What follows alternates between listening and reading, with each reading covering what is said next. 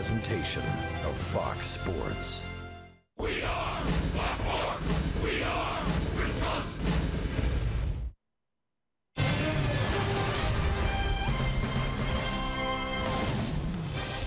A beautiful night in Chicago as the Milwaukee Brewers road show rolls on, and what a show it has been. This final stop of the three-city trip, Wrigley Field in Chicago, where the Brewers looking to continue their winning ways, and it has just been a terrific road swing so far. 6 wins in 7 games. 2 in Toronto, 3 out of 4 in Cincinnati, and the opener last night here in Chicago. And the big story has been the big fly.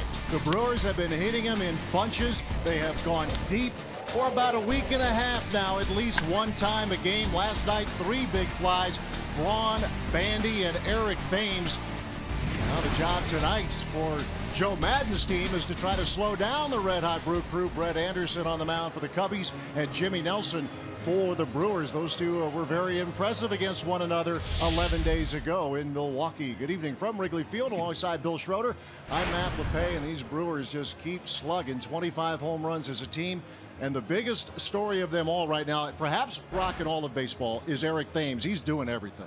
And he's doing everything except driving the bus home from the ballpark. And he may end up doing that at some point, because Eric Thames has certainly been a big surprise. And again, making a great first impression here in Milwaukee. I mean, hitting the ball with authority. And it's not just the home runs. Everybody wants to focus in on the home runs. He's doing a heck of a job getting on base. On base percentage about 500. He scored 15 runs, 17 hits so far this year, 11 for extra bases. He's done a heck of a job defensively. He has not committed an error, and this guy is just on a roll. Hitting left-handers, he's hitting the off-speed stuff, the fastball, you name it, he's doing it right now. Eric Thames right in the middle of the offense for the Milwaukee Brewers. And you know, the defense, as we talked about, outstanding. I mean, he's got good range, very soft hands. He made a nice play in last night's ball game to finish up a double play. So he's been doing it all for the Brewers. A lot of these guys have been playing some pretty good baseball. Eric Thames right at the top of the list. And we'll get an early look again at Thames tonight. He hits second for Craig Counsell once again. Brewers and Cubs coming up.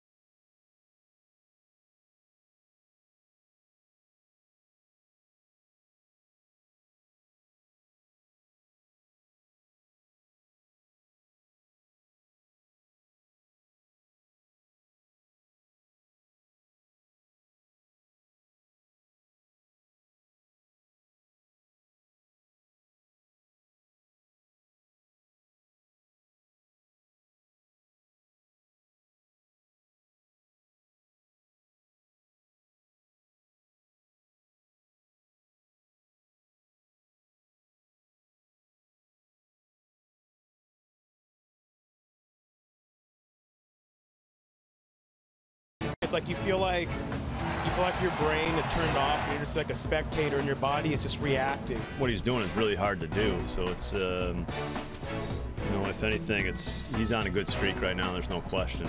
Guys just don't do this. You know, they just don't show up and do this without being able to do a lot more and be consistent. And he's on his way to that. Usually when you relax and kind of play present, that's when like your body will react and your natural athleticism comes out. An amazing start for Eric Thames. We'll see him hitting second. We're going to see him in about 20 seconds here as Jonathan Villar begins the game with a comebacker to tonight's starter for the Cubs, Brett Anderson. Quickly, one out as we get things going. Here's the Brewers batting order presented by Potawatomi. You saw Jonathan Villar. Here comes big Eric Thames. He'll be followed by Ryan Braun. Travis Shaw hits cleanup, followed by Domingo Santana and Manny Pena. 7, 8, 9. Keon Broxton, Orlando Arcia, and Jimmy Nelson. And that's the order that will face the left-hander Brett Anderson. Anderson off to a good start for the Cubs. Second start against the Brewers already this year. Yeah, Anderson and Nelson squared off 11 days ago at Miller Park, the first game of that 3-game series in Milwaukee. And both starters fared well. Anderson went 5 2/3. Nelson went 6. That was quite the pitching battle that went 11 innings. And the Brewers eventually winning on a wild pitch with the bases loaded. But that's what Rock's talking about, a sub-1 ERA. He gets a lot of ground ball outs when he's right. About 60% of the outs that he records are ground balls. And there's Eric Thames, a 400 hitter, and that's going to help it even more as he sends one into the corner. And the hottest guy in the big leagues staying hot to begin tonight. And it's not just the home runs. We talked about that when we came on the air. He just has a real good approach right now. He's hitting lefties, driving the ball to the opposite field. When he gets a mistake, he's knocking it out of the ballpark. That's a slider that stayed right down the middle of the plate and up, and he rips it down the right field line. Ho hum, another extra base hit for Eric Thames. Another day at the ballpark. 18 hits for Thames this season, 12 for extra bases, including the 7 home runs. He leads the league in a lot of categories. Just to sum it up, including slugging, OPS, he has done it all. And here's Ryan Braun, who's done a lot in his own right, including last night a 2-run homer in the first inning. He's homered 5 times already. And you see the Brewers last night had 10 hits. Braun had 3 of them. Thames had 3 of them, and Jet Bandy had 3. Manny Pena gets the start tonight for Craig Counsell as the Brewers 8-6 on the season against the 6-7 Chicago Cubs. This will carry into the seats. Yeah, the Brewers with 25 home runs. That leads all of baseball. The Cubs have hit only 9.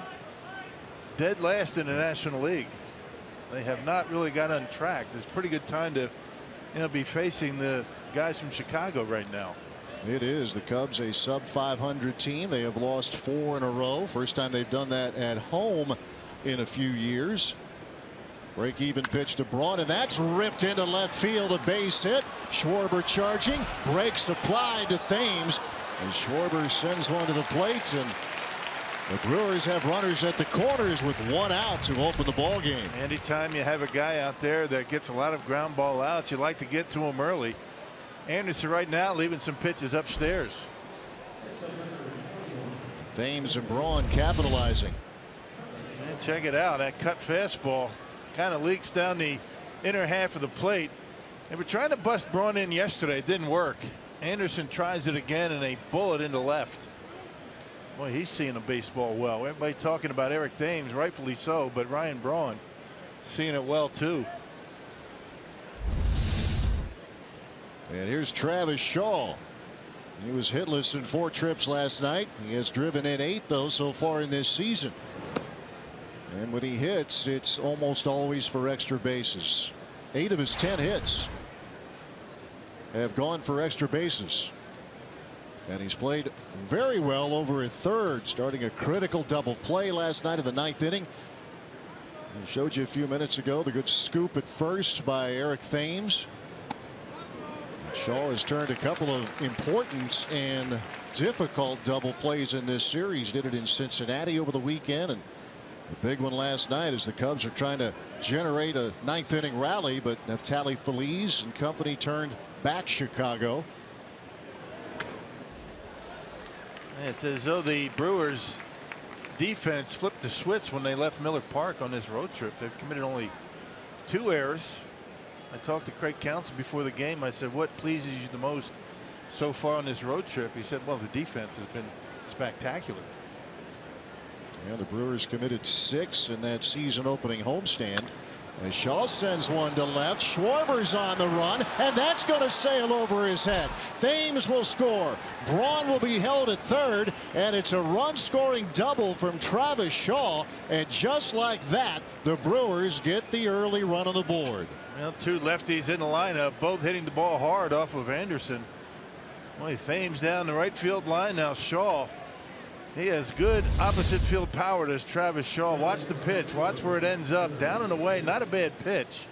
A slider. He goes right with it. I love that guy's swing. Nice and easy. Keeps that bat in the hitting zone a long time and jumps off his bat over the head of Schwarber. Now the Brewers on the board first.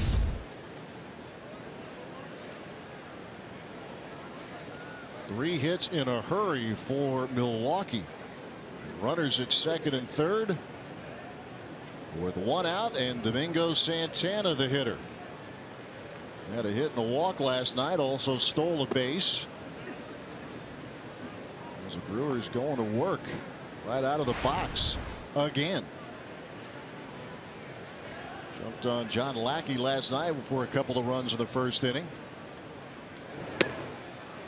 And what they're doing is they're taking advantage of mistakes. I mean, that just wasn't really necessarily a mistake from Anderson. That pitch that Shaw hit wasn't a bad one. It was a slider, a little bit up maybe, but on the corner.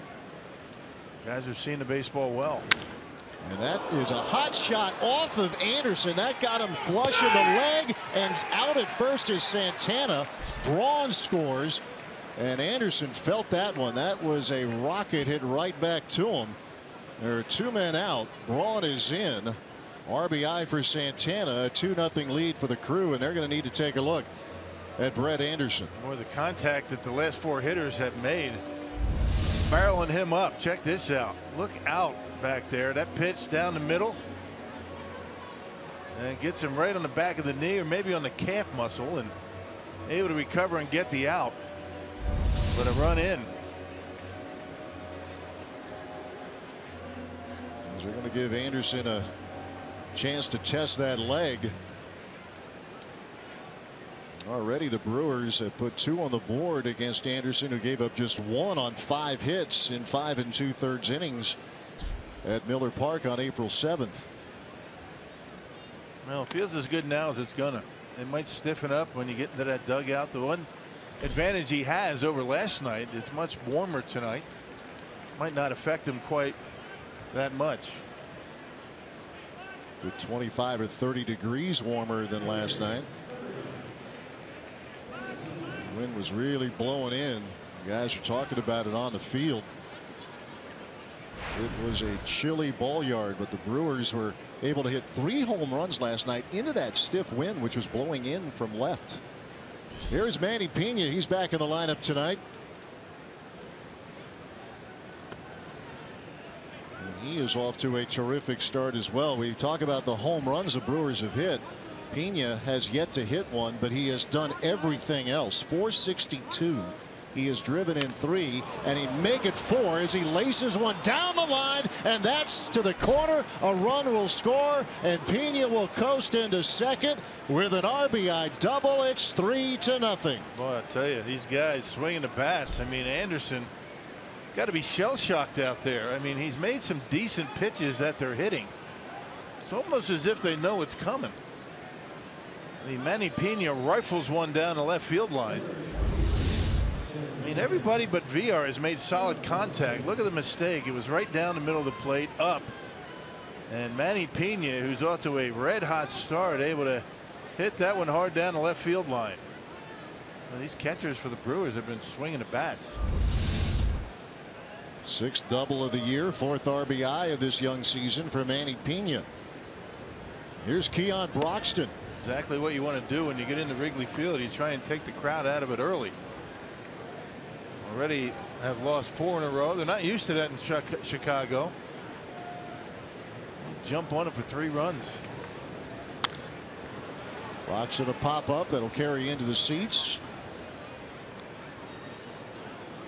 The Brewers already here at Wrigley Field last night in the first inning tonight with 9 extra base hits. Of the 10 hits they had last night, 6 went for extra bases. It's another terrific start. Brewers scoring first for the 4th consecutive game.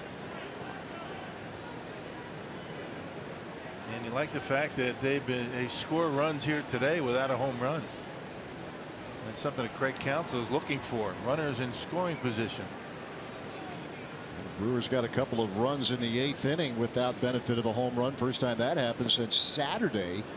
The first inning against the Reds on a Hernan Perez 2-run double. But between then and the 8th inning last night, all the scoring came from the home run. Yeah, 11 runs in a row.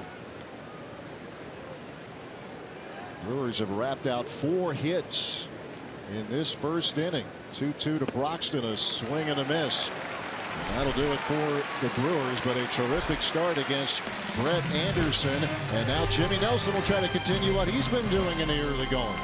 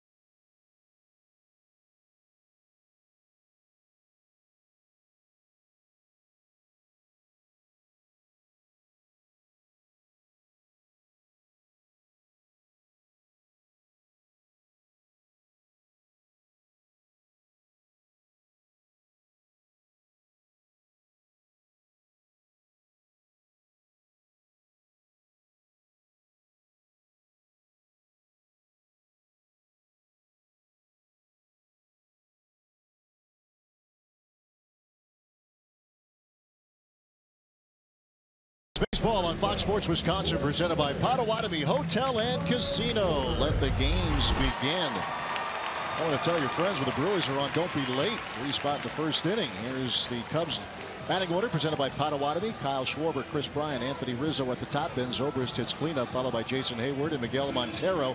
Javier Baez in the lineup, batting 7th, playing short. Brett Anderson, the pitcher, hits 8th. John Jay, the center fielder, rounds out the Cubs batting order against Jimmy Nelson. Yeah, Jimmy off to a terrific start. 1-0. He won his last start at Cincinnati. A 1.38 earned run average so far for Nelson, giving up 2 runs in 13 innings. Making his 2nd start this year against Chicago. 1 run in 6 innings and a no decision. And he will face Kyle Schwarber at that top of the order, and a hot shot, and the infield adjusts just properly, just perfectly, as a matter of fact. That's Orlando Arcia with the put out number 1. And only 2 errors in this road trip so far for Craig Counsell's Brewers. Here's his defense, brought to you by Menards. Braun, Broxton, Santana in the outfield. You got Sean Thames on the corners. Arcia VR up the middle, and Manny Pena gets his first start in the series behind home plate. And when Pena's behind the plate, the Brewers are unbeaten, 6-0 when he starts at catcher. A staff ERA of 1.68. Here's Chris Bryant. Last night in that 9th inning, it was dangerously close to an opportunity for Bryant late. If Tally Feliz able to strike out Kyle Schwarber to win the game. As the Brewers won 6-3. Now 6-1 on this road trip. Nelson quickly ahead, 2 strikes and nothing to the Chicago third baseman.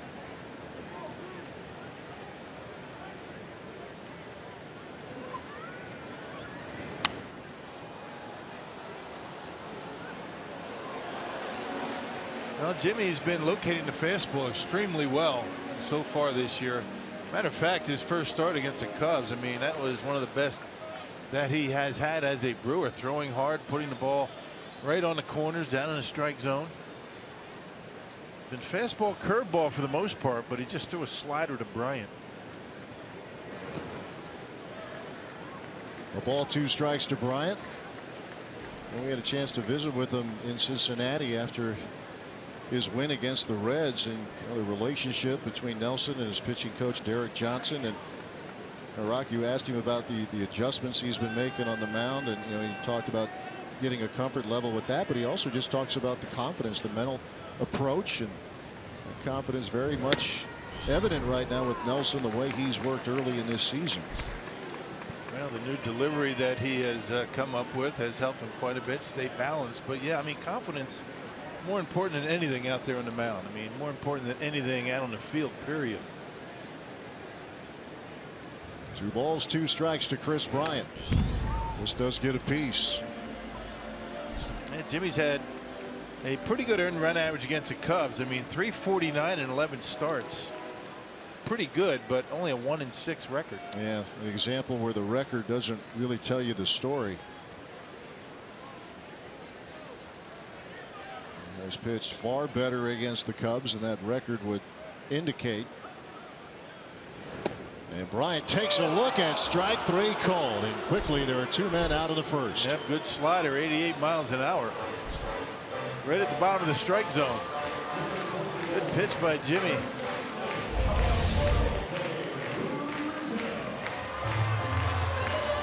That Pena holds it there nicely, but it looked like it was in the zone. Yep, right at the knees. 2 outs, bases empty for the Cubs here in the first inning. Nelson will face Anthony Rizzo. As good as Rizzo is, he has not fared well against Nelson in his young career. Does have a homer against him, but just 5 hits and 28 at-bats against tonight's Milwaukee starter. Going after the first pitch and sending one into left center. Roxton calls for it. And it's a 3-up, 3-down start for Jimmy Nelson. Another good start for the Brew Crew, leading 3-0 after 1.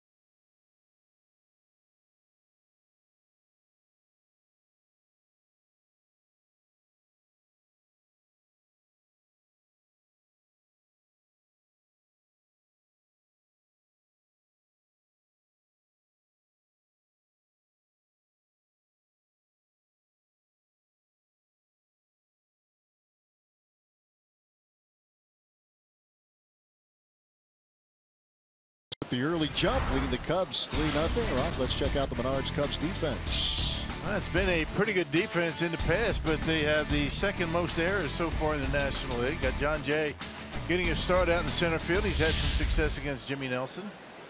And Javier Baez spelling Addison Russell tonight at short. Been a slow start defensively for Chicago. Yeah, ranking near the bottom defensively. Only the Diamondbacks have had more issues. Cubs have committed 12 errors so far. Orlando Arcia leading things off 8-9-1 for the Brewers. And speaking of Baez, early chance, and there's one out.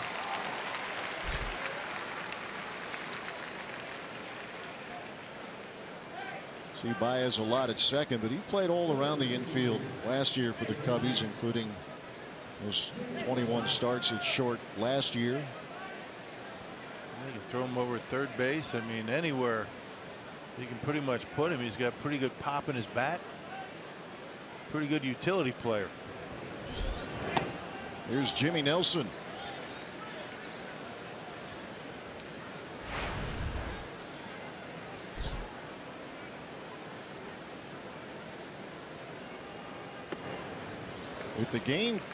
If Anderson, looks like obviously he took that shot back to his leg in the first inning, but his pitching through that, he's been really tough on right-handed hitters this season. They come in just 176 against him as Nelson is retired quickly on a strikeout. 2 up, 2 down in the second. Yeah, one of the reasons for that, good changeup. He throws a really good changeup. He normally is able to sink the ball off the corners when he gets ahead in the count. Really struggled with his command in the first inning, but hey, you tip your hats to the Brewers offense. He makes mistakes and they were able to put up 3 runs. Anderson signing a free agent contract with the Cubs in January. With the Dodgers prior to coming over. A couple years ago, Anderson had a very productive year. Won 10 games, started 31 times for LA.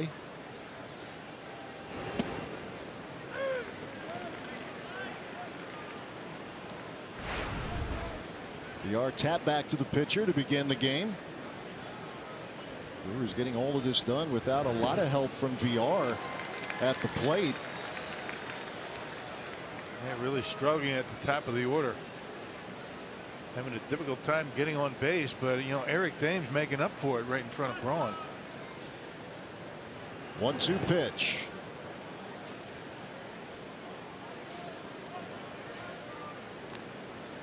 Thames, Braun, whoever's catching is going to hit.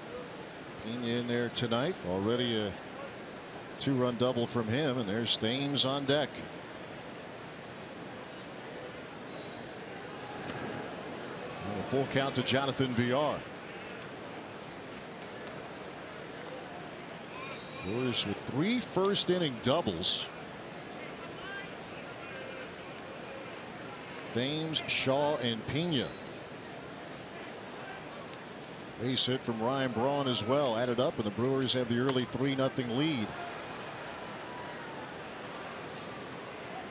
They're beating the Cubs here at Wrigley 4 out of the last 5 meetings going back to late last season.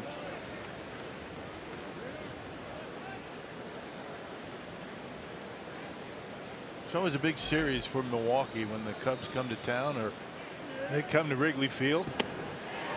Vigara, wave and a miss, and Anderson trying to settle back in after a shaky first. A 1-2-3 second. 3-0 Brewers.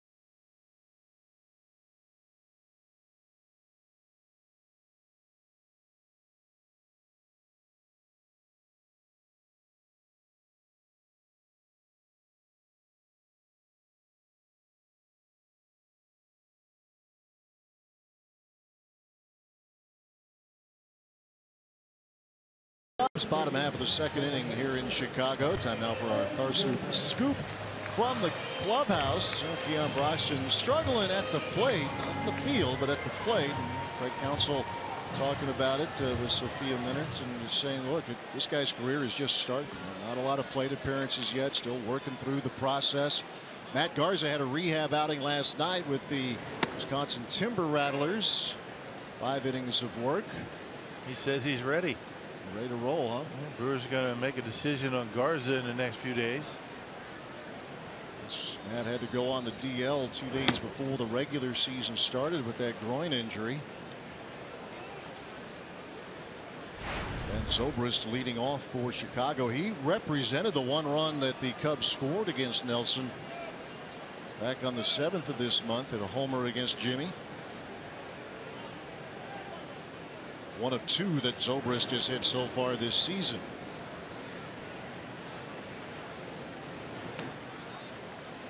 And the other thing on that was Eric Thames in the lineup against Brett Anderson, left-hander. He is really hung in there nicely against lefties. Can you imagine if he wasn't in the start lineup tonight? That would have been a tough question that Craig Counsell would have had to deal with. Thames has homered in 5 consecutive games, matching Jeremy Burnett's for the club record. Yep, 2 of his home runs have come against left-handed pitching.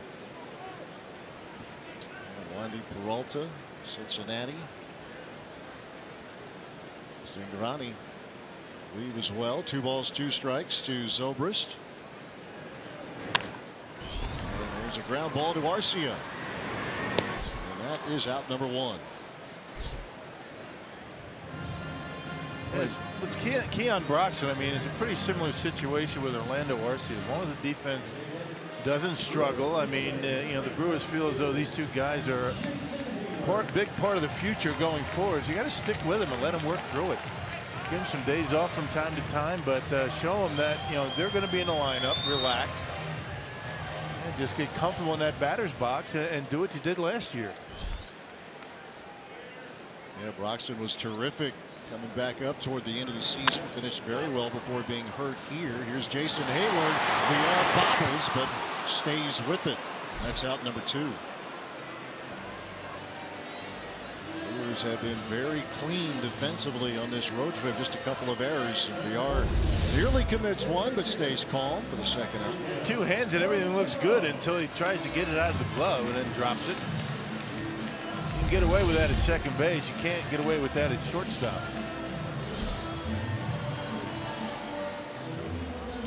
Cubs trying to attack Nelson in the early going. After that first pitch, Nelson has retired 3 Cub hitters on the first pitch. Here's Miguel Montero. He had a couple of hits last night. His first 2 hits of the season.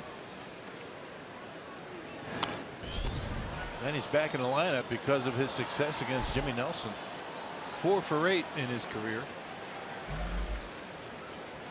Joe Madden used Wilson Contreras as a pinch hitter and kept him in the game in the late innings.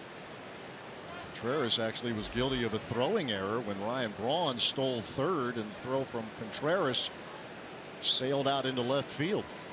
It's part of that 2-run 8th. No balls, 2 strikes to Montero.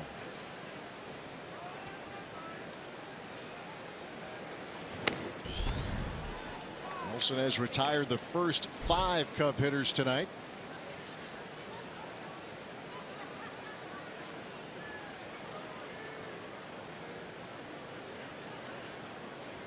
At the moment, at the very early stage of this season, he has walked but 2 and has struck out 14.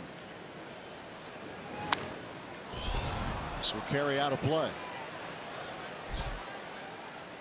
Yeah, far cry from last year, right? A lot of walks for Jimmy a year ago, and I think that's that confidence factor that he was talking about. You know, confident right now in his ability to throw the ball over the plate, pitch to contact.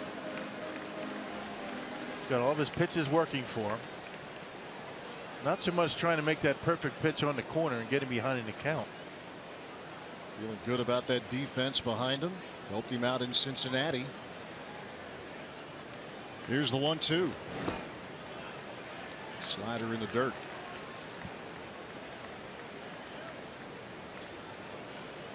Like Jimmy is going more slider fastball tonight.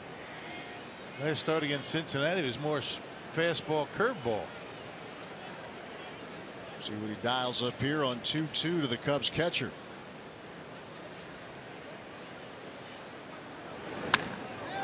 Sharply hit, and there's the first hit of the night for the Cubs. So Montero, a couple of hits last night, gets one here this evening in the second. And put himself in a fastball count, did Montero. He laid off a couple of breaking pitches that were down in the strike zone and got a fastball to hit. Check out Pena, middle in. He hits the glove at 95, but Montero waiting for it.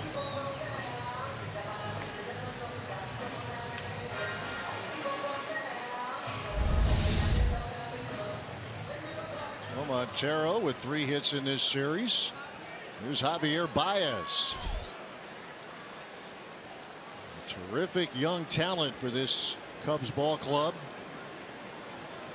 273 last year. As Pena and Nelson get things squared away.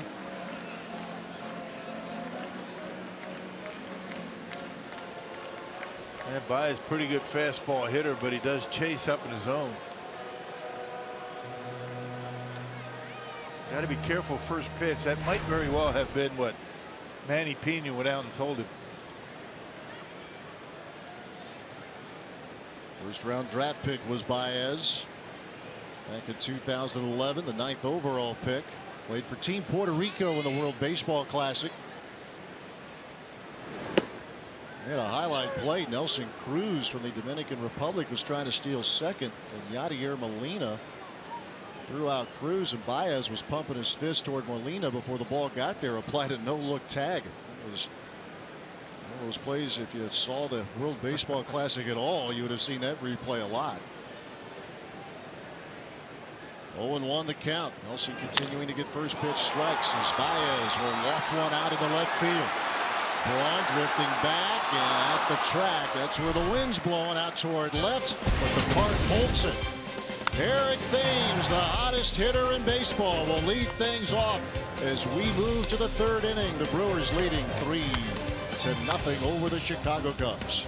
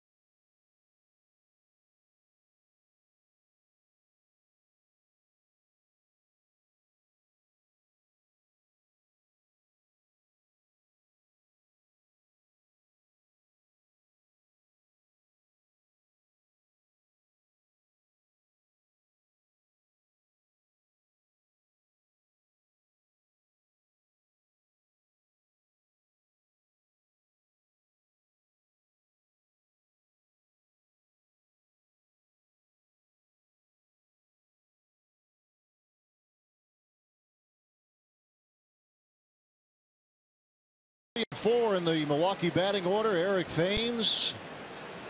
What a power surge. The 5 straight homers, including last night. Jeremy Burnitz did it 20 years ago. The only 2 Brewers to do that. Nolan Arenado of the Rockies, the last major league player to homer in 6 straight games. You go back a couple of years and he accomplished that feat. Thames Certainly willing to take it opposite field, and that's where the wind is headed here tonight at Wrigley Field. He'll lead things off against Brett Anderson. Anderson retired the Brewers in order in the second after the crew put 3 on the board in the first and threw the shift. Thames cannot be stopped. He'll turn first, and it's another double for Eric Thames. Man, it's amazing. I mean, you talk about being locked in, and just that ball probably looks like a grapefruit coming in there. And just barreling up everything. A couple of times tonight he gets pitches that he can pull. Another slider, an identical pitch that he hit his first time up. Anderson leaves it middle in, and he just ropes it off the glove of Zobrist.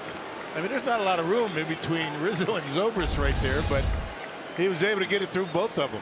So right now, if you're Thames saying, play me any way you want, I'm going to work. Here's Ryan Braun. Single to left. Part of that 3-run first inning. I was getting ready to say before he got that base hit, it has to be tempting for Thames just to drop one down the line. They had Bryant over there at shortstop, but I guess the way he's swinging the bat, why do that? We saw the Cubs do that a couple of times last night. Kyle Schwarber, Anthony Rizzo. Well, you're right about Thames. As hot as he is, let it fly. He's a hot hitter right here as well, and Braun.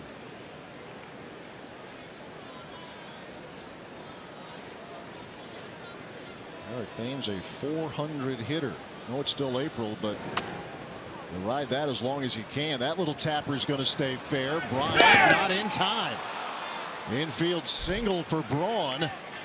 Well, he played it back, did Bryant, thinking it might roll foul. We saw that ball go down the line, almost straight down the line last night. Who was it? Rizzo bunted down the line like that, or somebody else? Schwarber, yeah. It was Schwarber. It hugged the foul line all the way down to first base or third base. Check this out.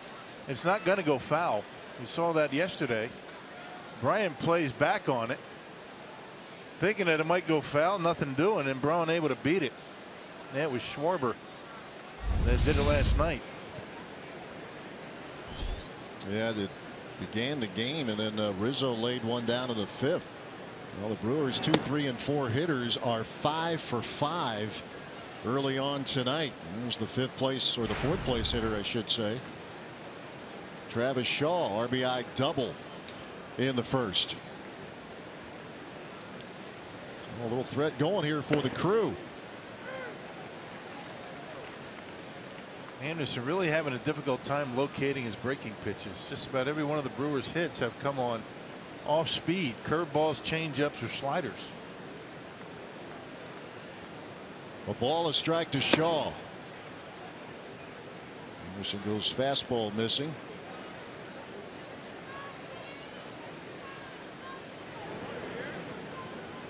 Thames a leadoff double. Braun an infield single. Now a 2-2 count to Shaw. Richard Anderson has been a terrific ground ball pitcher in his career. 58% ground ball rate according to the website Fangraphs.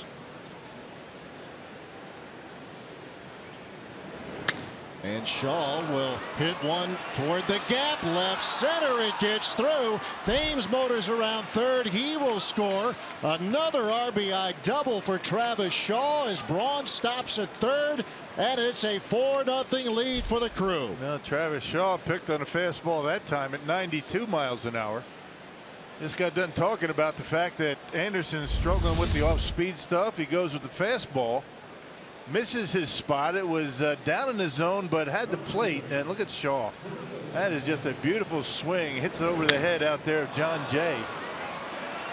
And the beat goes on for the middle of this order. Still nobody out. Second and third. 2, 3, and 4. Now 6 for 6. Here's Domingo Santana. Goes to Hacken right away.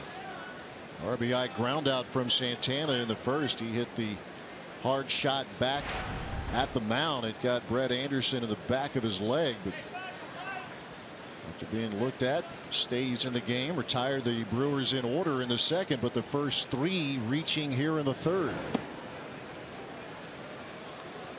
7 hits already for Milwaukee. 5 of them are doubles.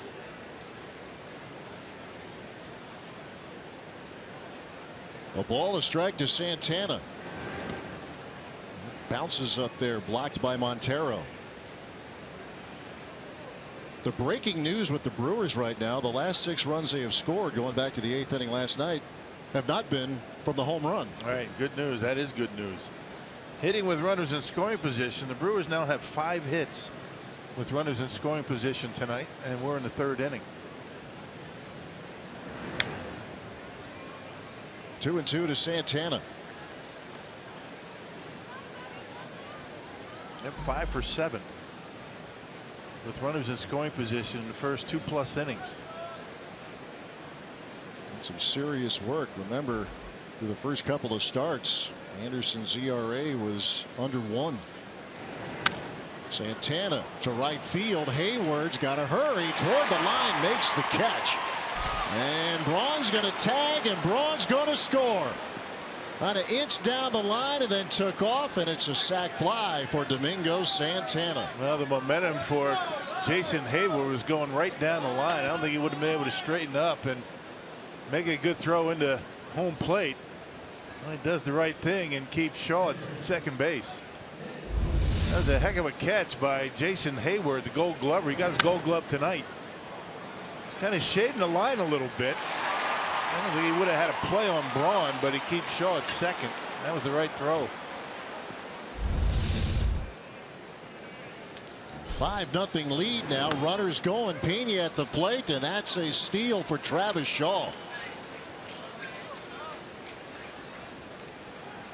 Well, the Brewers really in an ultra aggressive mode right now. I just have the Cubs backpedaling right now. Got to keep the pressure on. Just 1 out in the 3rd. The Brewers pushing across a couple of runs. Shaw now at 3rd. And Pena with a tapper. Bryant play at the plate, and out easily is Shaw. That's out number 2 here in the 3rd. Yep, contact play on. He takes off right away, and that's about as easy an out the Cubs are going to get all night.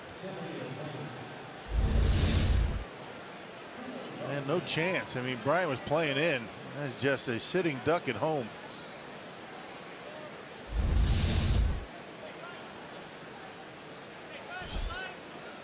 So 2 men out. Pena the runner at first for Keon Broxton. Swing and a miss.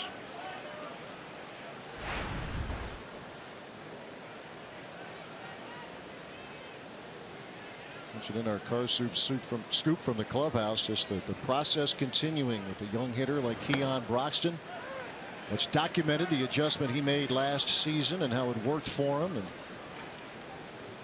just in one of those stretches at the plate where he kind of feels like he steps in that batter's box, and he's working on an 0-2 count already. And here is the 0-2, and that's strike 3 called. Well, Brewers put a couple more on the board against Brett Anderson here in the 3rd. There's a lot of doubles for the Crew tonight, up 5-0.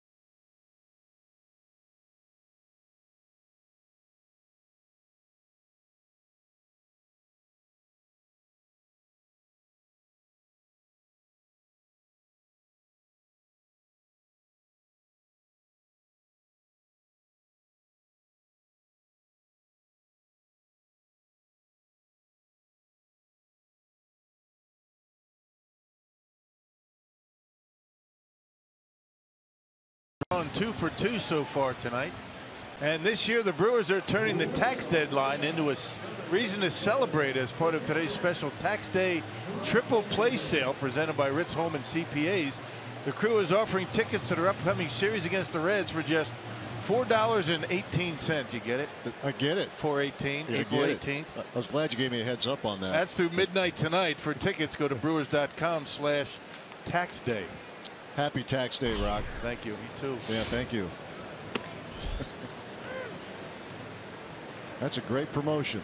It's not necessarily a happy day in my family. Right. All your money, but necessary. Brett Anderson, the pitcher, hitting 8th in the order, bobbled by Arcia, but he has plenty of time and 1 out of the 3rd. Got some boo birds coming out here at Wrigley. Yeah, Anderson wasn't exactly wearing it out, running up the line. He was the starting pitcher here tonight. Right. Arcia was going to get him. Not many pitchers busted down the line on a routine grounder. Well, it's not what they're paid to do. Here's John Jay. Came in last night. That thing started in the 9th inning for the Cubs. And then late in the game, leadoff single. This guy's a good hitter. He is. He is always giving the Brewers fits. You know him mostly from the St. Louis Cardinals. Last year was with the San Diego Padres. Teammate of Ryan Braun at the University of Miami. Yeah. They go way back.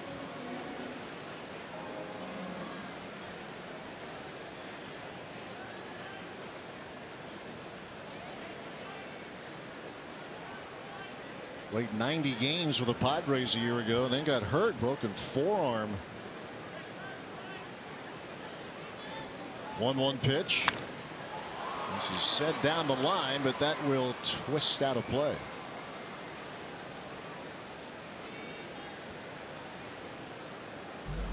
A ball, 2 strikes to John Jay out there in center tonight.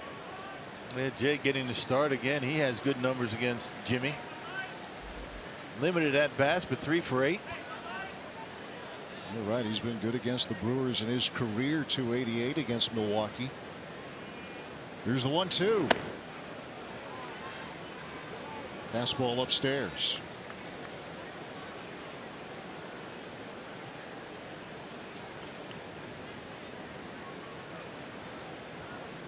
Part of that Cardinals championship team in 2011 was John Jay. 2-2. With a fastball off target. It was a 2nd round pick by the Cardinals back in 06.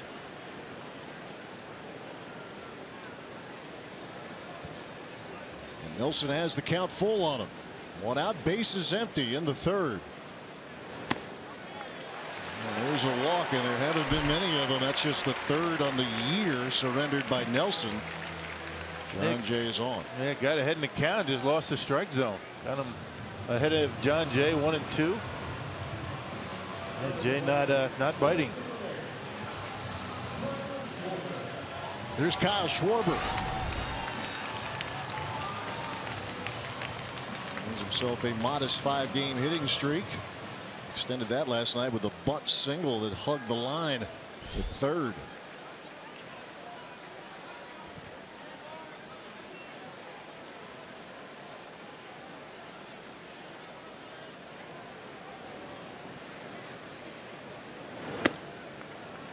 Schwarber, a very patient hitter.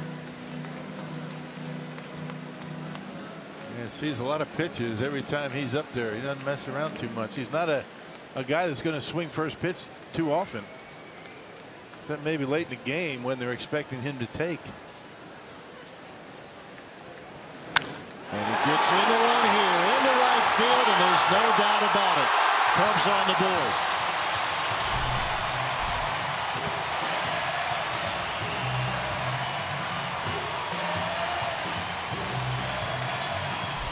Yep, fastball up in the zone, and Schwarber does what he does best. He's got big power. Knocked that one way out of here. Up in the zone. It was on the corner, but Schwarber able to wait back, hook it out of here. No chance that's staying in the ballpark. Cubs down by 3. 5-2 game. Chris Bryant, the hitter. He goes after the first pitch. Out to center field. Lots of room for Broxton. 2 men out. They got jammed. Jimmy able to get in on him.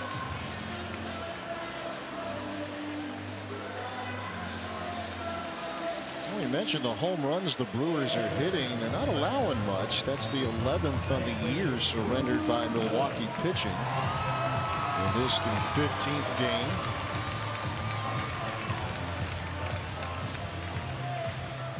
Second one given up by Nelson.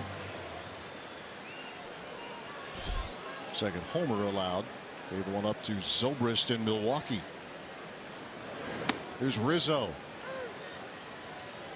Get a fly ball to Broxton to end a 1-2-3 first.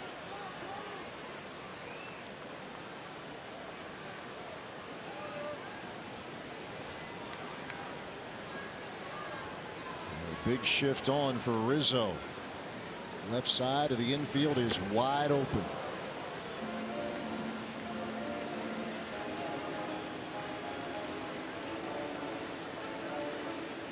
Well, you don't expect him to try and push one, with a bunt with 2 strikes. They move even further over.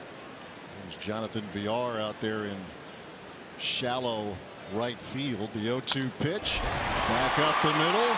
And Rizzo has his first hit of the game. Well, Nelson put that pitch exactly where Pena wanted it. Up in his zone. Yeah, but Rizzo able to center on it. He hit the glove, maybe a little bit too close to the upper part of the zone. Able to single on an 0-2 pitch.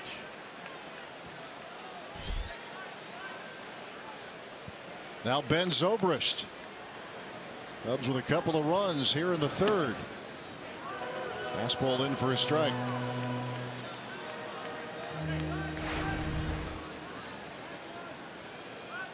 Zobrist also with a lot of patience. Average is low at 209. On base percentage though is 358.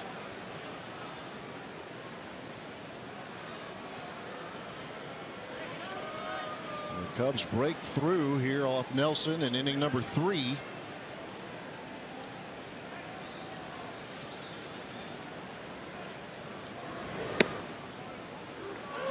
Nelson is out in front 0-2.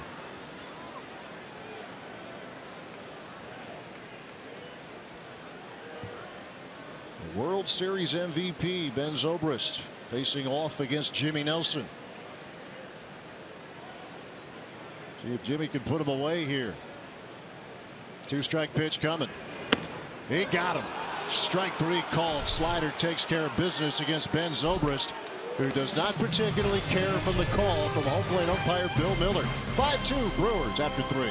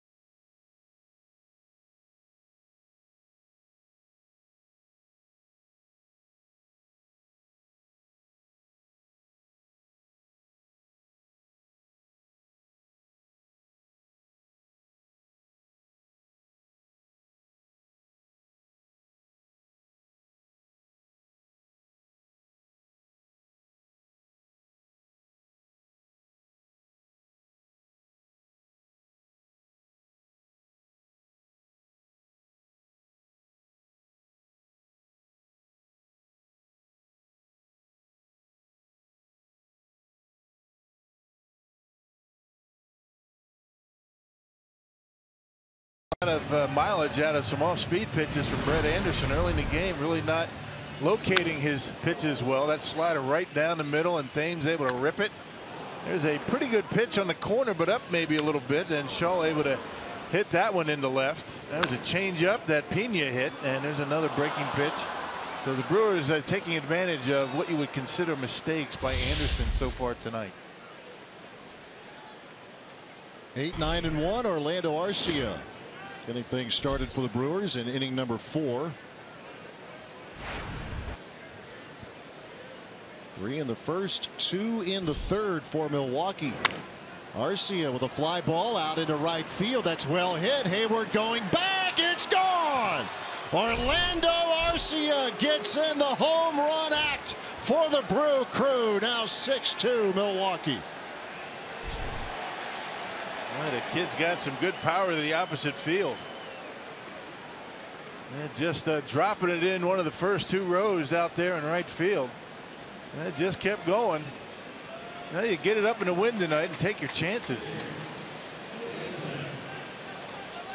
That's got to feel good for Arcia. Brewers now with 26 home runs, and that's the first from the shortstop here in 2017. So now 11 different Brewers have hit home runs through the first couple of weeks of the season. Yep, isn't that something? Amazing. Spreading the wealth. 2-strike pitch to Nelson, a swing and a miss. Montero will secure it for out number 1. Now let's check out the pitch. A fastball down the middle, up in the zone, and he goes right with it. Maybe outer half. Powerball home run count for the Brewers shortstop, number 1. And just dropping that one over the basket out and right. Top of the order, VR slaps a ground ball to Javier Baez with the second out of the inning.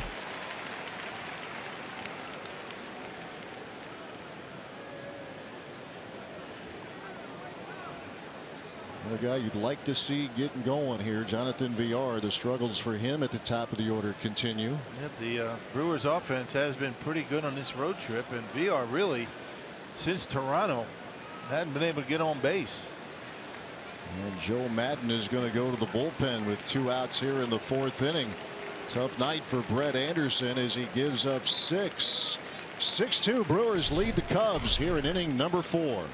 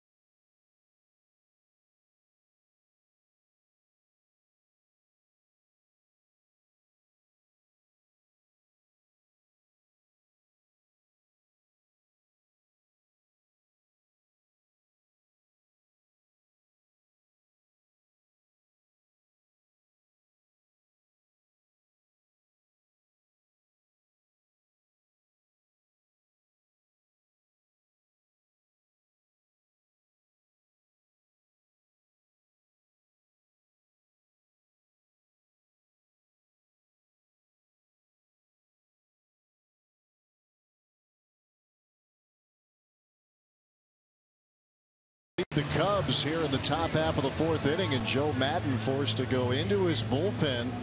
Brett Anderson going just 3 2/3 as Brian Dunsing, a left-hander, now on the mound for Chicago. Yeah, activated from the disabled list. Had back spasms. Came off the DL on Friday. First appearance back. He gave up 3 runs in an inning of work.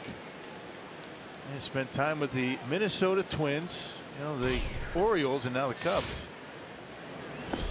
Signed a free agent deal with the Cubs back in December.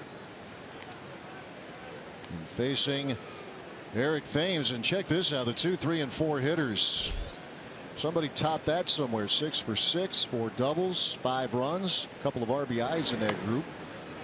And Joe Madden replacing a left-hander with another left-hander.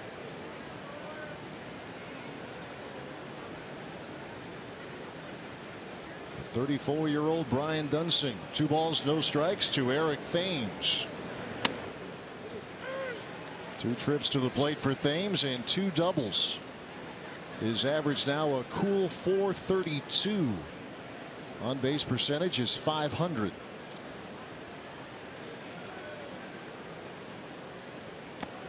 Swing and a miss. You just watch that front shoulder against lefties. It doesn't budge. Stays right in there. Dunston able to throw that one by him at 91. 2 balls, 2 strikes to the Brewers' first baseman. There it goes, left field, and that is slicing, a foul ball.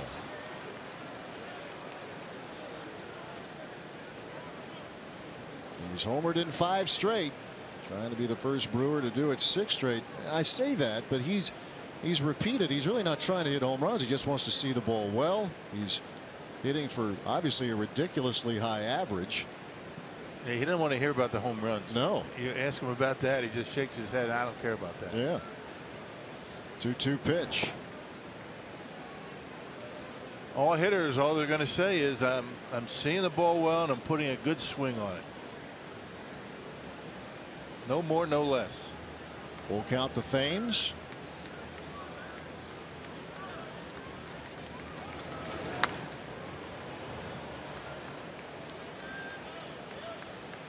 Wonder the path that he has taken to it that's helped keeping everything in check for him. The 30-year-old, 3 years in Korea. A lot of national attention for Thames. All media platforms. And he's telling everybody, look, it's a long season. You're going to have your great stretches. You ride it as long as you can, but you go through some struggles as well.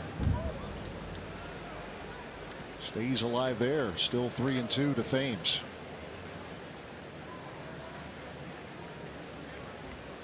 Talk about how guys start with the power numbers after missing the previous season. Trevor Story, he was a rookie and he made a lot of headlines in the month of April last year. Bobby Mercer.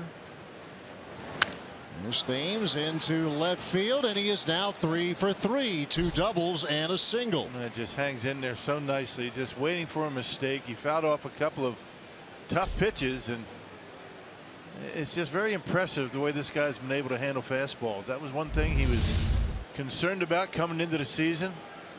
That front shoulder does not budge, and he puts a good swing on it. Pitch outer half. Nice short stroke. Another line drive for Eric Thames.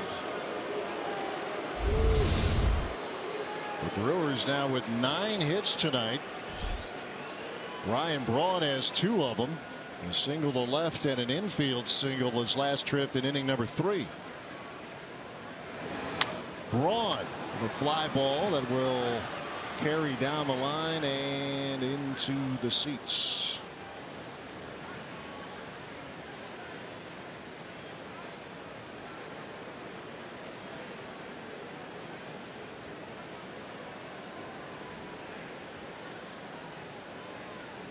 Brewers have scored in 3 of the first 4 innings tonight, including the Orlando Arcia home run that led things off in the 4th. Check out that OPS for Braun. 0-1 the count.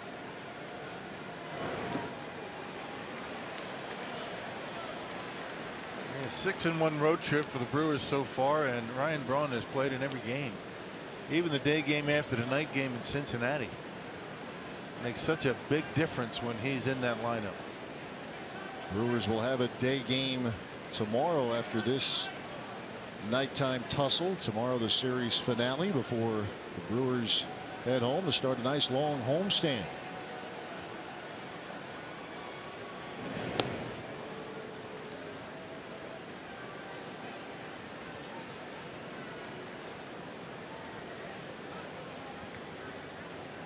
2 strikes and nothing. Brian Dunsing against Ryan Braun.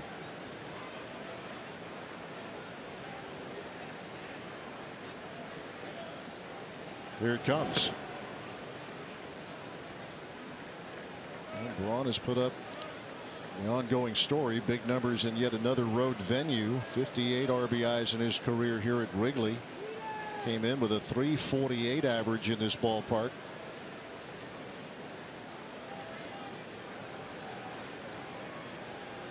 The 1-2. Fastball misses. This Brewers start at 6-1. Obviously team streak 30 years ago. Got a great jump, 7-0 beginning on the road. The 98 team and the 2014 Brewers started out 6-1 away from Milwaukee. Braun, a swing and a miss. Dunsing with the strikeout. But the Brewers put another run on the board courtesy of team home run number 26 and the first of the year for Orlando Arcia. And we're through 3.5 with the Brewers leading the Cubs 6-2.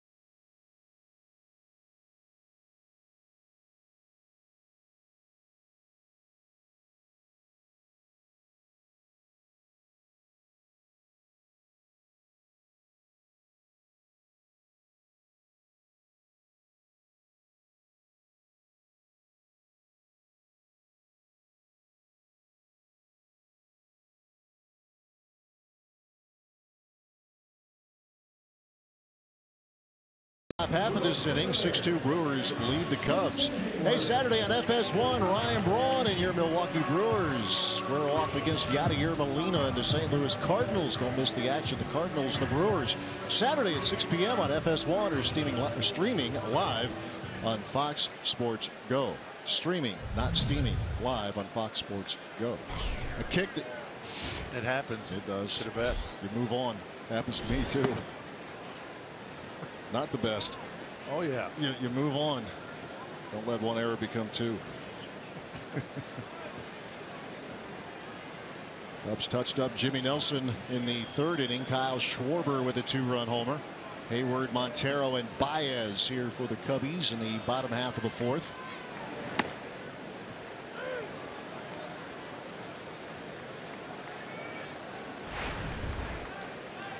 Four-time Gold Glove winner, including each of the last 3 years, Jason Hayward.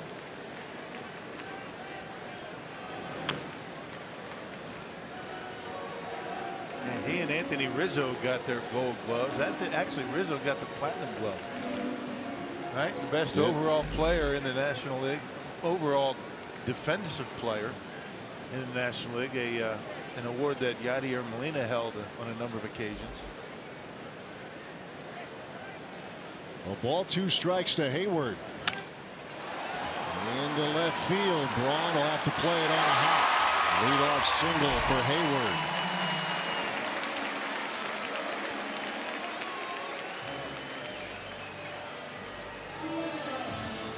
Hit number 4 for the Cubs.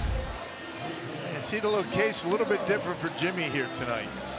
He was dotting that outside corner down in his zone a lot his last time out against You know, the Cubs, this one he leaves down the middle of the plate up a little bit, allowing Hayward to dump it into left field. Miguel Montero had a couple hits last night and a single to center tonight in the second.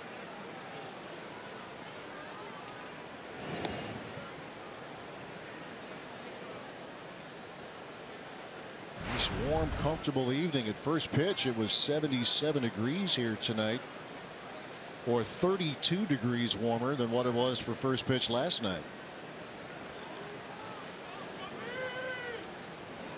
It's all about the wind here at the ballpark, right?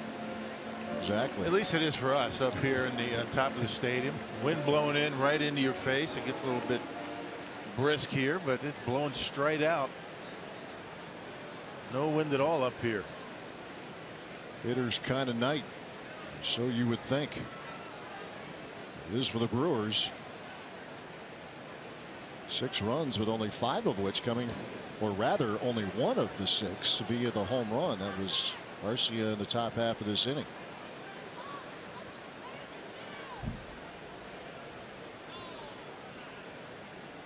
Jimmy Nelson trying to settle back in. Gave up a leadoff single to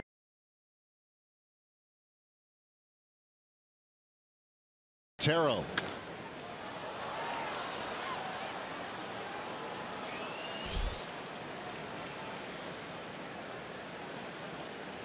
Jimmy last year got off to a very good start for the Brewers. Trying to sustain it this time around. Came in with a 138 earned run average. The first 2 starts against the Cubs and last week against the Reds.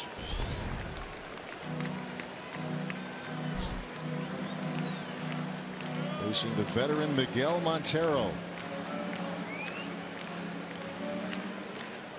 2-time All-Star with the Diamondbacks before they traded him to the Cubs 3 years ago. Yeah, good hitting catcher throughout his career. You can run on him, but yeah, he can hit. Here's the 1-2. Did he check? He did. Carlos Torres, the third base umpire. That's a nice breaking pitch right there. That's a good take for Montero. He did that his last time up a couple of times and ended up singling into center field.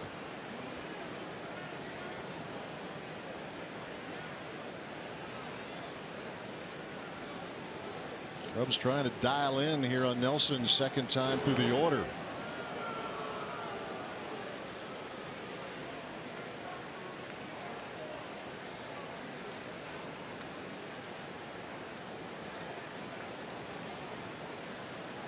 Nelson 2-2 to Montero.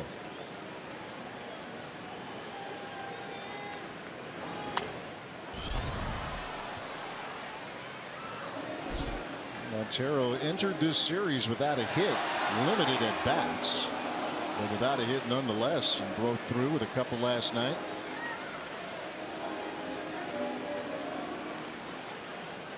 Twelfth year in the big leagues. Appeared in 86 games for the Cubs a year ago.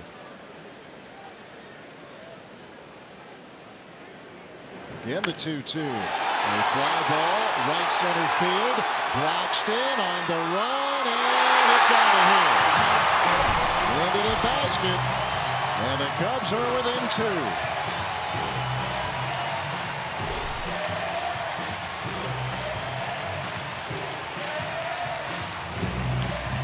A big difference in location for Jimmy Nelson tonight. I don't know if it's by design, but a lot of his fastballs have been up in the zone tonight.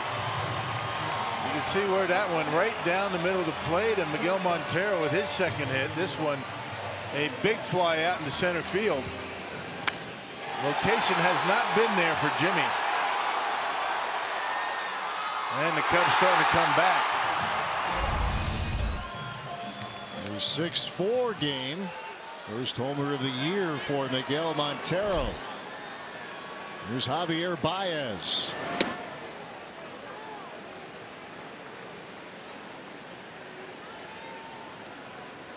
Into the hitter's kind of night. And a lot of offense here early. It was the case last night as well on what you would think would not have been a hitter's night. But it was from the Brewers' perspective. Joe Madden pushing the right buttons tonight with Montero in the lineup. Keeping Contreras on the bench again tonight. The ball is strike to Baez.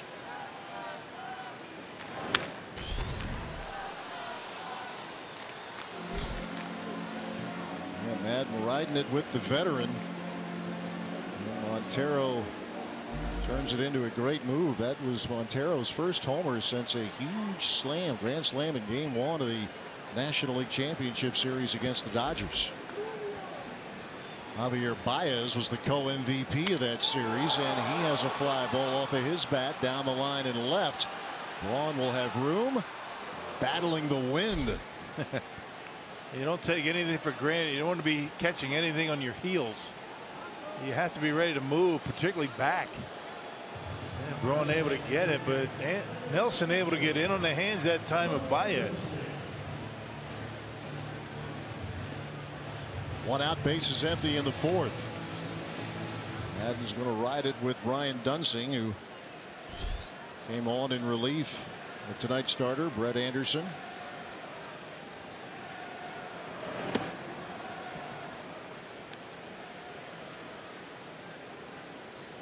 So most of Dunsing's career with the Twins, last year with the Orioles. Out of the University of Nebraska. Can't have had too many at bats.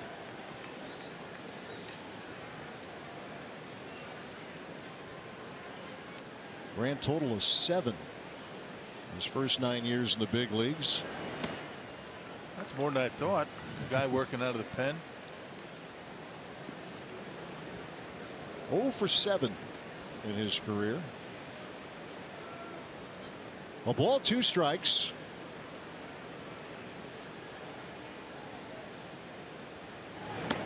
And a swing and a miss for out number 2. 96 from Nelson, not messing around and getting strikeout number 3. Yeah, some movement going away too. A lot of four-seamers for Nelson tonight. I haven't seen too many of those sinking fastballs. They've been pretty straight.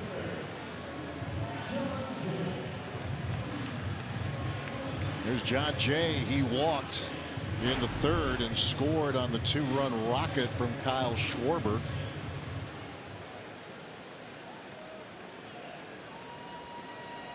Jay hit .291 for the Padres last year. Had a .300 season for the Cardinals 5 years ago. .305. Drove in 40.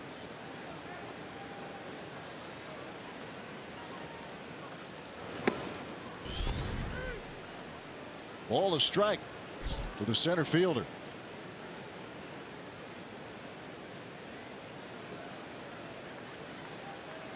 Two-run lead for the Brewers. They scored the first 5 runs of the game, with the Cubs fighting back.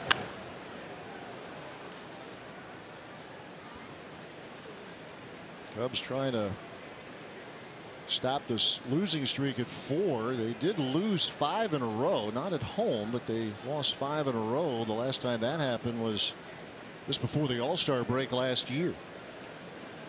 They just haven't been hitting. Their defense has not been there. And happens to even the best of teams. It's a ground ball over to Travis Shaw. And that'll do it for the Cubs. Oh, a 2-run homer from Miguel Montero, and the Brewers lead down to 2 at 6-4 after 4.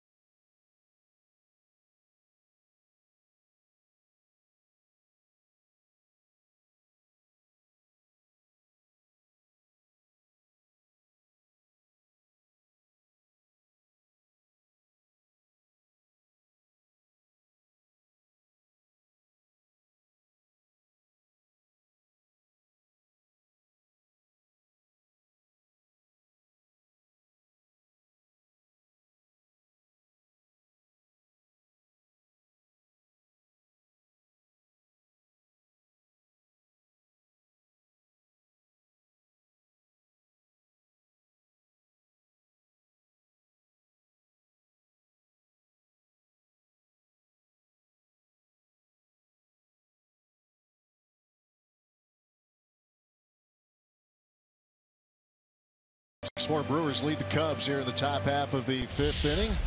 Hey, the Brewers are asking students from across Greater Milwaukee to create a video with a positive message designed to help strike out bullying. The winning entry gets a grand prize, which includes a visit from Brewers players as well as tickets and the chance to throw out the ceremonial first pitch. Contest runs through Friday. For more details and to submit an entry, visit brewers.com/beyondthediamond.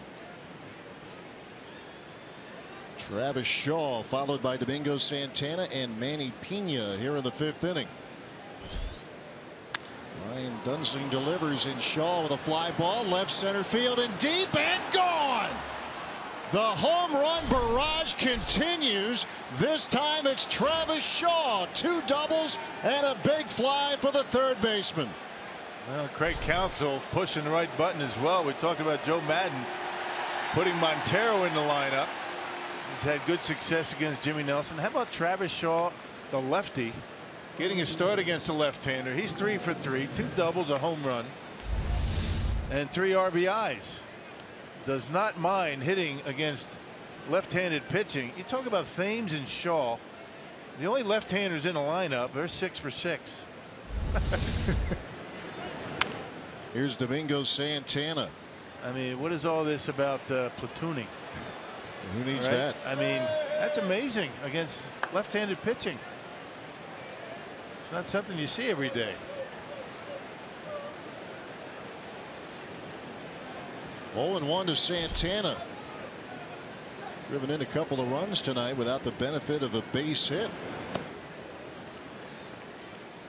Final note on Shaw. He's the 4th hitter, 4th place, the cleanup hitter tonight in the Brewers lineup. So the 2-3-4 trio of Thames, Braun, and Shaw are a combined 8 for 9.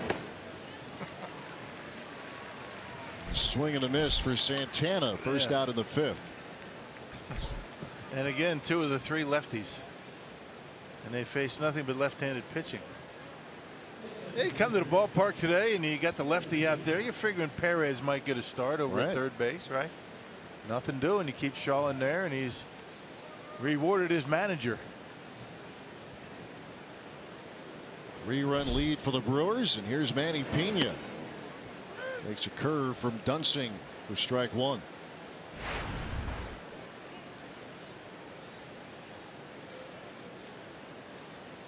Two more home runs tonight for the Brewers. They now have 27 on this young season. 25 was 3 more than the Mets. And no other National League team had more than 17. Now the Cubs came in with 9, but they've tacked on a couple tonight. And no player on the Cubs with more than 2 homers. That'll change. Hey, you get to the ballpark today, the flag's blowing straight out. You figure you're going to get a game like tonight. 7-6 in the 5th. 7-4 rather. A long way to go.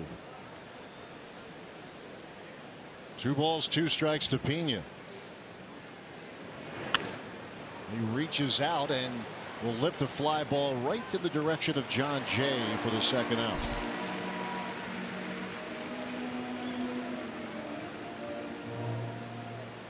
This is a ballpark that's had its share of famous games over the years. Actually, last night was the 45th anniversary of an 18-16 game where the Cubs let a 12-1 lead slip away. Mike Schmidt of the Phillies had 4 home runs. And that wasn't even the highest scoring game those 2 teams had in this park in the decade of the 70s. A few years later, they had a 23-22 finish. Philly kicked the extra point. Yeah, back in those days, it was probably what, a 3-hour game? It probably was. Games were quick back then. Which was considered to be a long game back in the 70s. Never forget going to a doubleheader. The first game took an hour and a half. I felt cheated. And the second game was normal. That was 2.5. 0-2 to Broxton. I will say last night's game was like right on the edge of 3 hours, but there was so much going on. Maybe a little Brewer bias here, but the fact that the Crew won the game 6-3, but it was an exciting baseball game. Yeah. Cubs rallied in the ninth.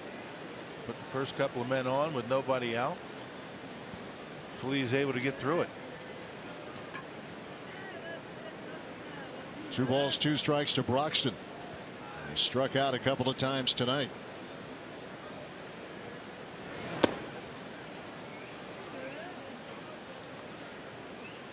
Keon has worked the count full.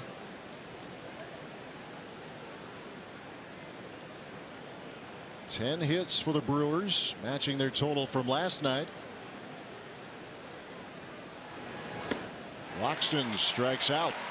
And that'll do it for Milwaukee in the 5th, but this time it's Travis Shaw going deep.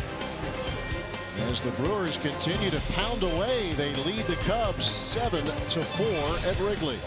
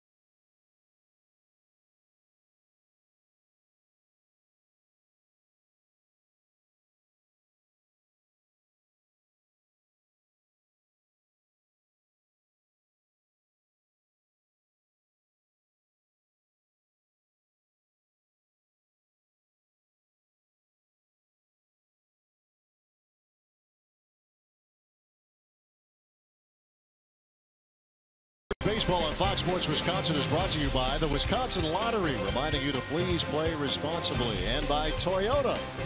Let's go places. Beautiful night again here in Chicago, much warmer than last night. And the Brewers bats again red hot. 7-4 as the Cubs come up in the top of the order. Schwarber, Bryant, and Rizzo against Jimmy Nelson.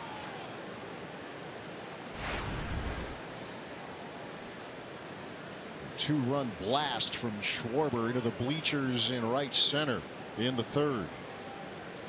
One of 2 Chicago home runs in this game.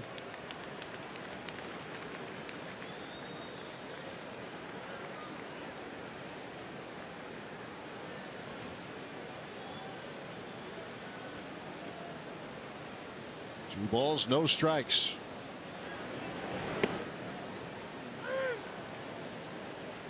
That 2-seamer from Jimmy Nelson. Those are more of the pitches that he was throwing against the Cubs back at Miller Park. Keeping that baseball down with some movement on it.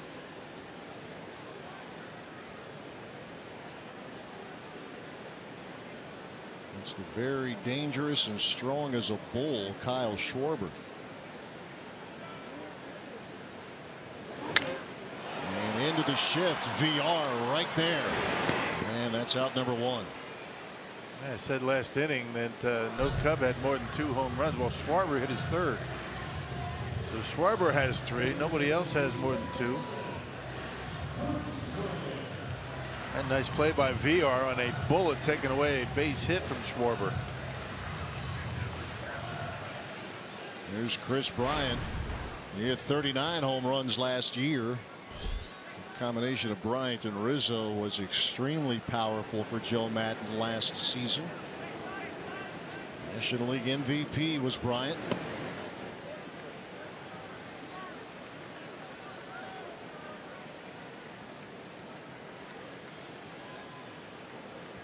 He has the major awards pretty well covered. Minor League Player of the Year, Rookie of the Year, MVP, and a World Series champion. All in the last 3 years. Yeah, what's left, right? There's a lot left for this young man. Sky's the limit. 25 years old from Las Vegas, Nevada. Out in front. Yeah, chasing the high fastball. You can see on Fox tracks. Laid off the low fastball, borderline low. And coming after him with the high fastball, but you want to be careful doing that too much. Nelson was 94 on that 1-1 pitch. Now 1-2 the count. And there's a bouncing ball gobbled up by Travis Shaw. 2 up, 2 down.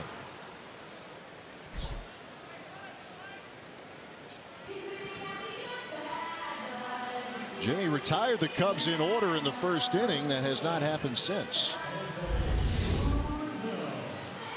It's just a good pitch on a 1-2 count. Not much you're going to do with that. Down and away at 96. All Chris Bryant can do is roll over on it and an easy out to third base. There's the 7th ground ball out off of Nelson here tonight. Here's Anthony Rizzo. Rizzo, a fly ball to center and a single to center so far.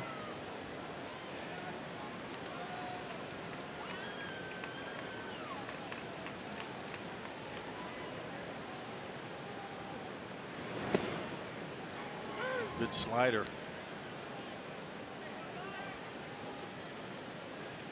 Evens the count, a ball, a strike.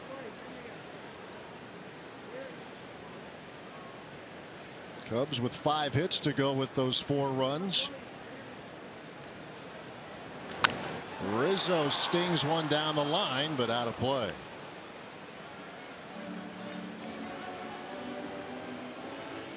One and two.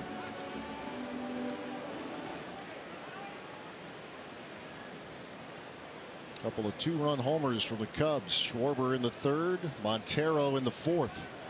Yeah, Jimmy tried to get him out upstairs with a fastball. Last time up, Rizzo got a base hit to center. Nelson ready with a 1-2. And that's hit in the air down the line. And that's a fair ball into the corner.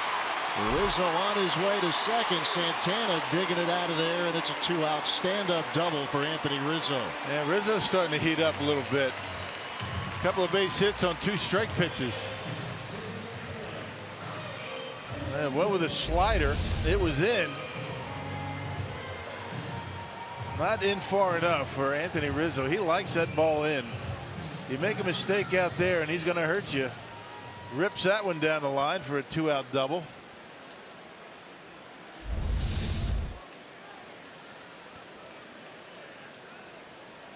Hit number 6 for the Cubs. And here's Ben Zobrist. This will be the Cubs' first at bat with a runner in scoring position off Nelson tonight.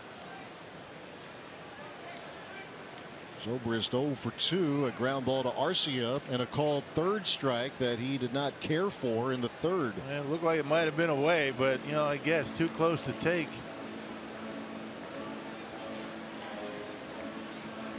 Looking at the crew chief, Dana DeMuth, the second base umpire.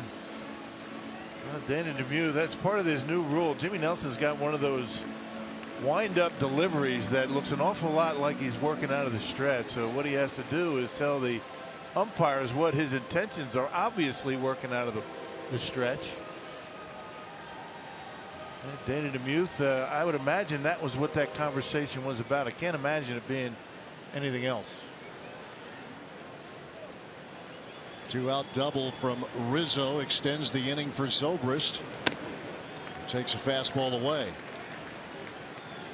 There aren't many guys or pitchers in the game that have the super abbreviated windup like Jimmy Nelson. And part of that adjustment he made, and He is settling into it. Talked with him about that over the weekend.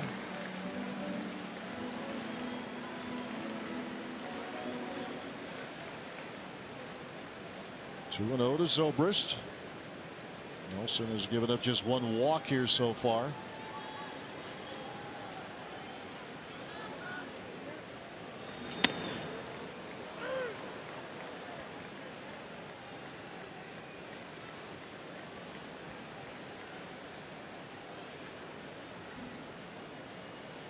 Two balls, one strike.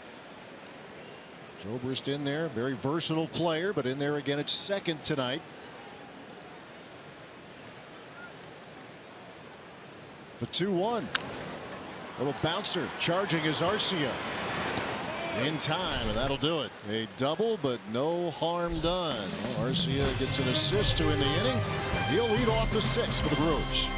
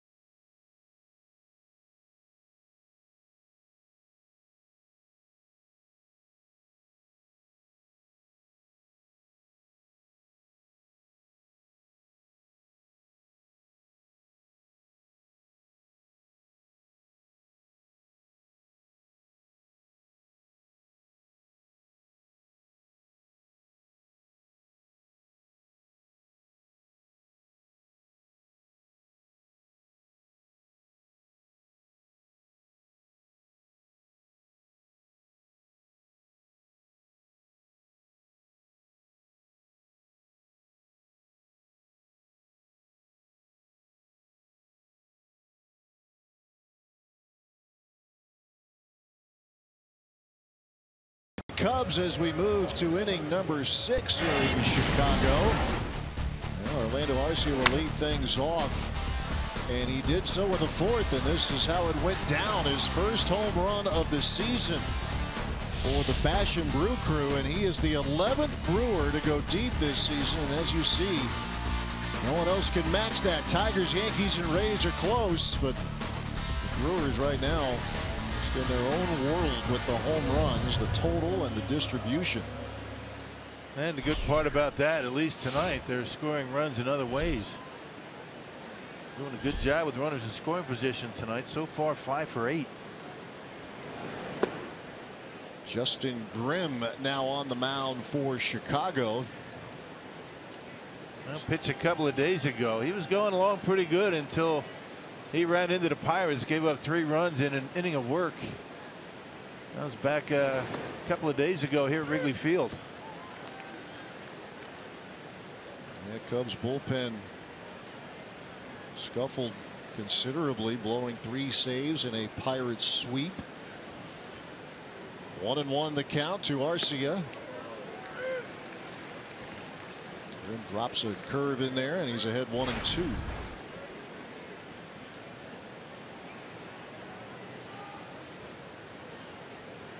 Third time tonight, it's 8-9-1 in the Milwaukee batting order.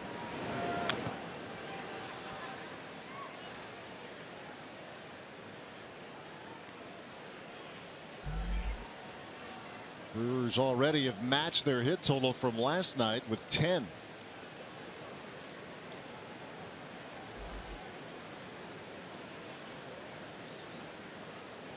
A ball, 2 strikes.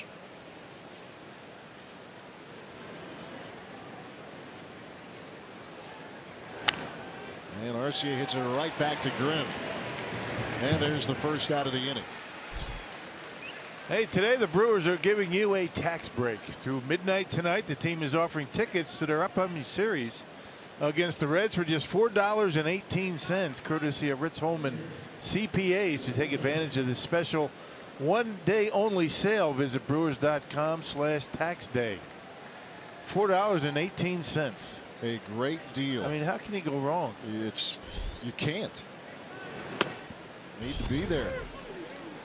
Get those tickets. Brewers playing awfully well here in this first month. Brewer fans all too familiar the last couple of years. The month of April was very unkind to the crew. But that was then. A lot of guys in this lineup now have nothing to do with that. Some do, but many don't. Got a bunch of guys trying to carve their own niche. And the ones that were here for it don't care anymore. They don't. The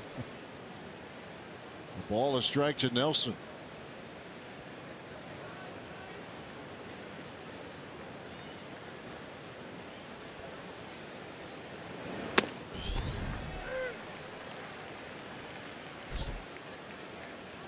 Brett Anderson started the game, lasted just 3 2/3.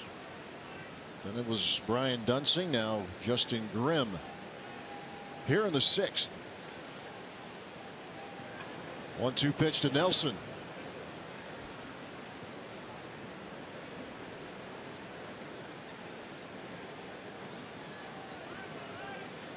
Grimm came over. He was part of the Matt Garza trade between the Cubs and the Rangers back in 2013.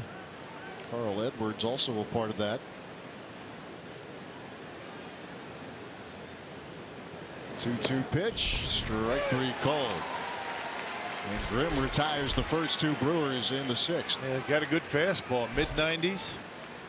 Yeah, curveball to go with it. Yeah, good bullpen, but against the Pirates they weren't very good. Happens to the best of bullpens. I mean, as a group, every now and again you're going to get it handed to you. It's the 8th strikeout for Cubs pitching tonight. Here's Jonathan Villar.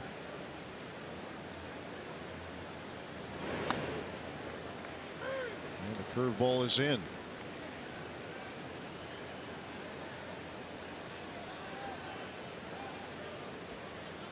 Villar trying to reach for the first time and get it to that second hitter. Thames talked a lot about the 2, 3, and 4 hitters tonight. Nearly flawless, 8 for 9. Jonathan behind 0-2.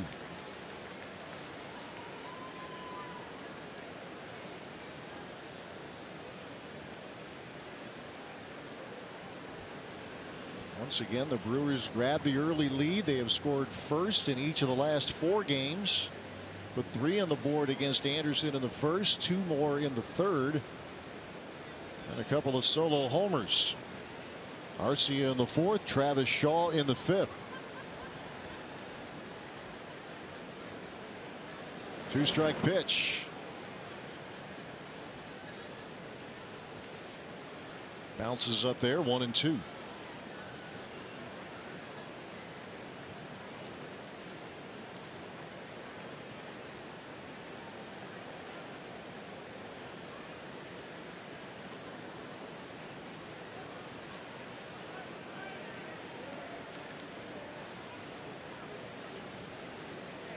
Now the 1-2.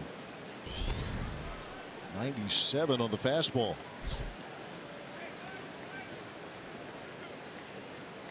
It'd be nice to get a guy on in front of him. Villar's had a difficult time reaching base. Just 3 for 28 on the road trip is Villar. The Brewers are 6-1 so far in this trip, and he has worked the count full.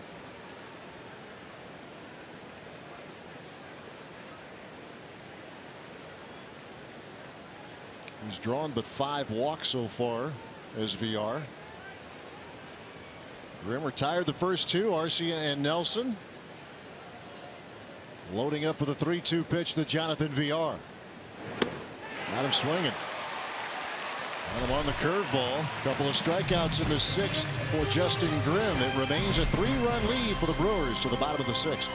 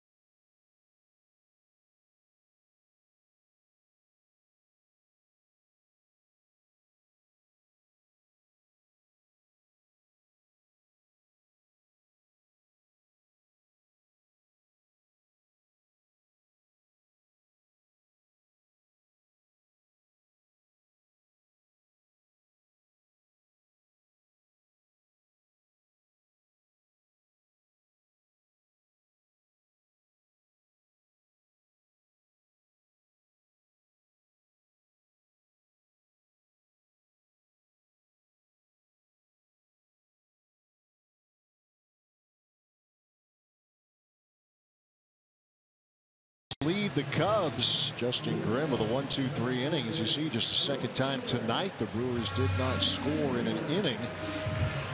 3-run lead for Milwaukee as Jimmy Nelson gets ready for his 6th inning of work. Hayward, Montero, and Baez coming up for the Cubbies. Hayward off to a pretty good start at the plate this season. Hit just .230 last year. About 100 in the postseason. A Gold Glove Award winner again. He's 1 for 2 tonight. Going after the first pitch again.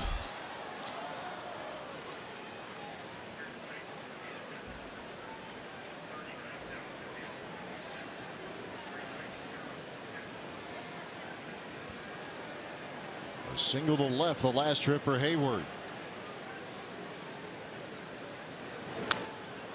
Rips one that'll carry into the seats.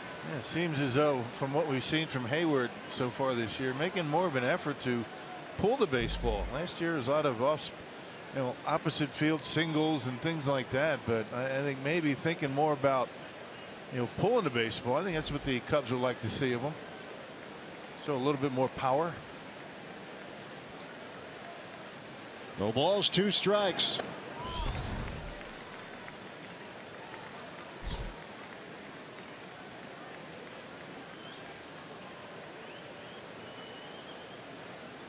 .292 the average for Hayward at the moment.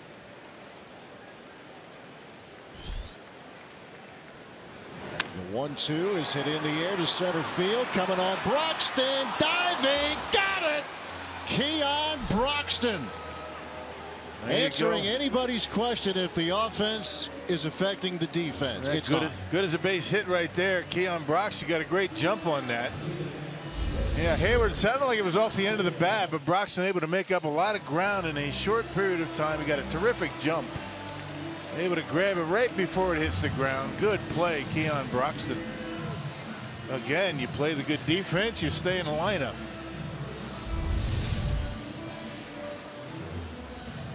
He impressed in Cincinnati. Some of his work out there, and he impresses here in Chicago on this road trip. Here's Miguel Montero. Yeah, giving Hayward a taste of his own medicine. How many of those has he taken away from hitters? Think of that Broxton catch at Miller Park, right? Taking a home run away, sealing a win for the Crew.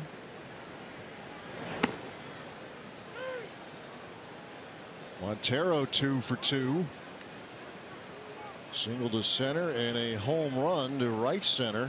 His last trip in the 4th, 2-run shot.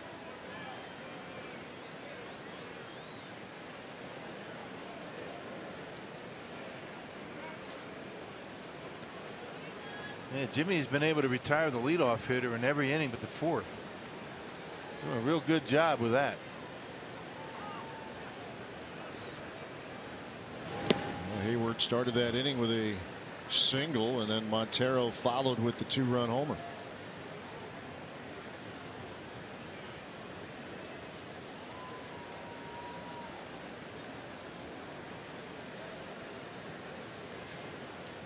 Jimmy went 6 in his first start against the Cubs, 7 in his last outing against Cincinnati.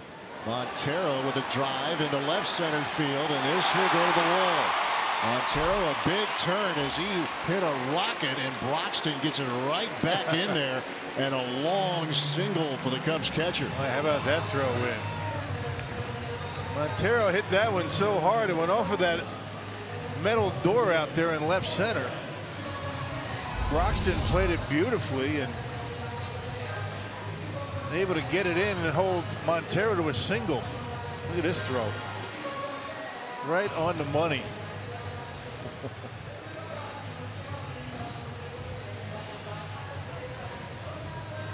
Yep, showing his defensive abilities in this inning. Yeah, the catch you'll see in the highlight shows. That is an impressive throw. Holding Miguel Montero to a single. And now Javier Baez, who has twice hit a fly ball to Ryan Braun. He's behind on that fastball. Yeah, he will chase that up in the strike zone.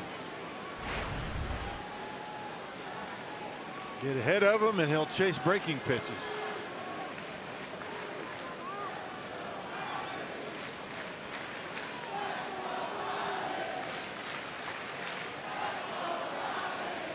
$39,000 plus in Wrigley Field tonight. Watch the Brewers jump out to an early 5-0 lead.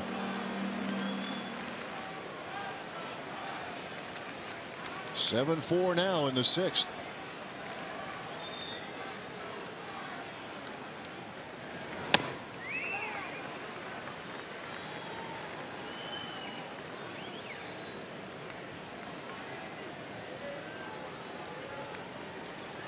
A ball, a strike to Javier Baez.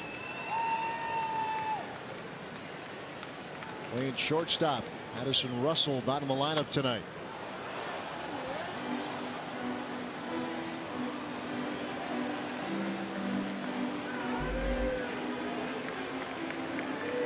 Cubs now with 7 hits.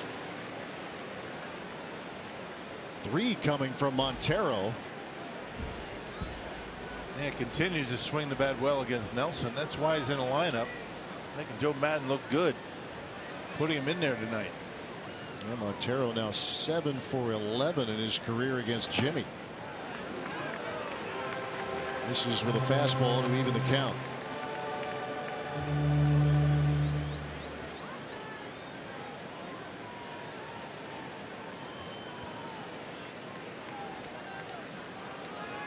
Joe Madden has 4 position players to turn to. One of them now in the on-deck circle. Albert Almora Jr. Baez with a smash down the line. That's a fair ball. Montero round second. On into third. Baez a double, and the Cubs have something going in the 6th with 1 out.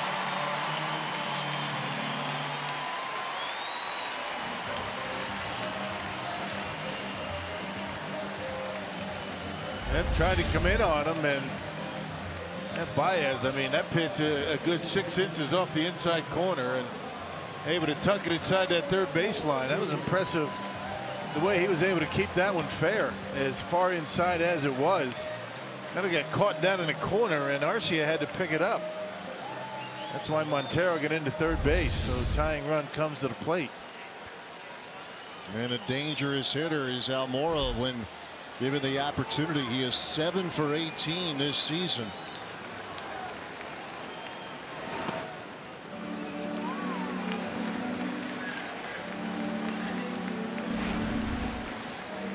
It's the embarrassment of riches deal that Joe Madden has going. How you get all this talent into the lineup on a nightly basis. Almora, one of those guys, you know, the Cubs fan base, they want to see more and more of. 1-0 pitch.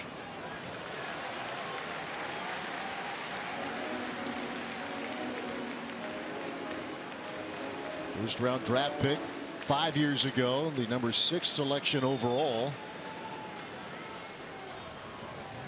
If Jared Hughes getting loose out in that bullpen under the right field bleachers. Came in handy for those guys last night. Climate controlled bullpen. 2-0. Almora bouncing ball, and it will get through, and it will score 2, and the Cubs pull within a run. And seeing eye base hit out of the reach of both Shaw and Arcia.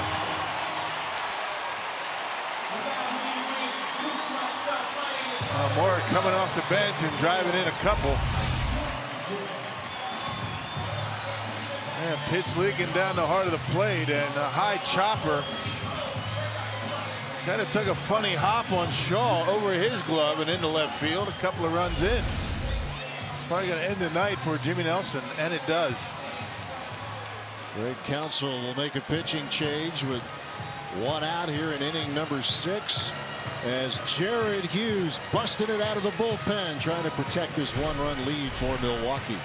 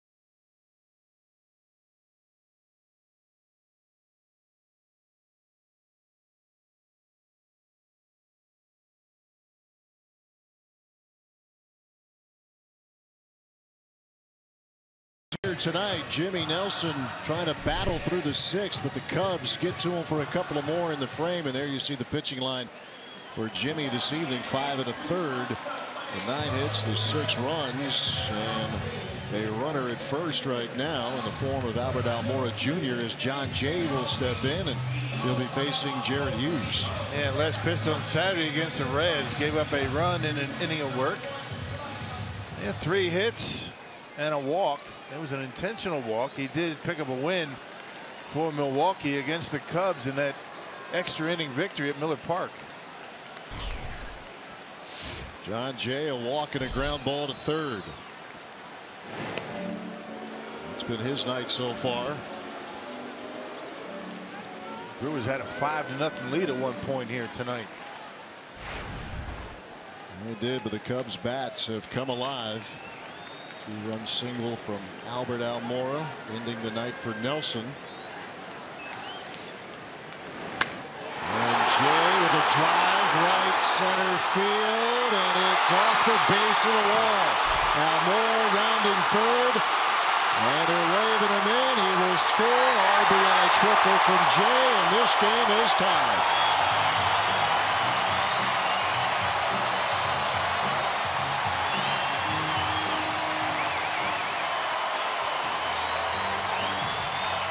The Cubs have come all the way back. You can see the location. It's been all about location all night long for the Brewers. Jimmy Nelson was up in the strike zone most of the night.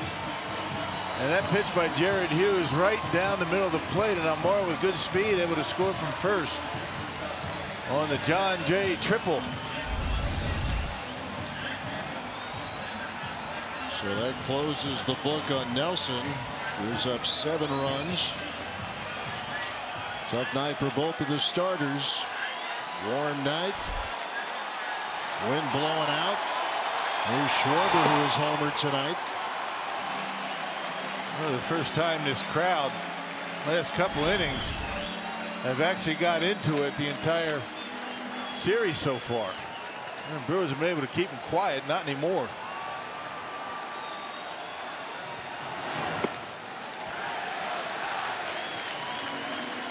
Two and 0 to Schwarber.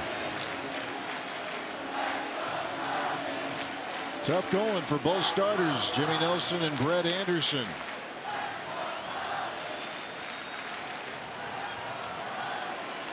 The veteran John Jay with a run-scoring triple off Jared Hughes. And now falls behind 3-0. 4 straight hits from the Cubs. 2 singles, a double, a triple. After Jason Hayward was robbed of a hit on a diving catch by center fielder Keon Broxton. Yeah, swinging 3-0.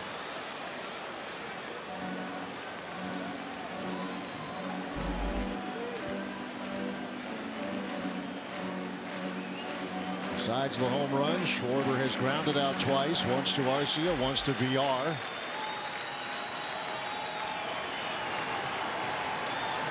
Hughes ready with the 3-1. Ground ball. Arcia looks the runner back. Infield was in, and that's out number 2. Big out right there. Arcia tapping his mitt. Yeah, Brewers had him positioned perfectly. Didn't even have to move.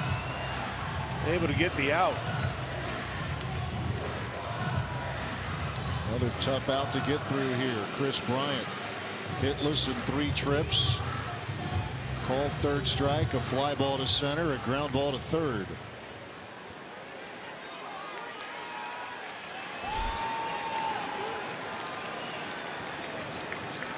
Go ahead run at third for the Cubs. And that bounces up there, gets away from Pena, and the Cubs take the lead.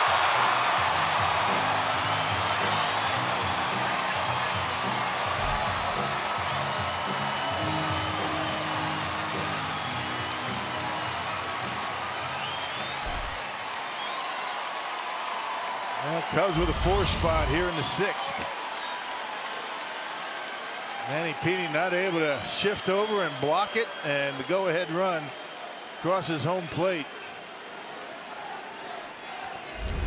Tough pitch to block. 1-1 to Bryant as he fouls it off his foot.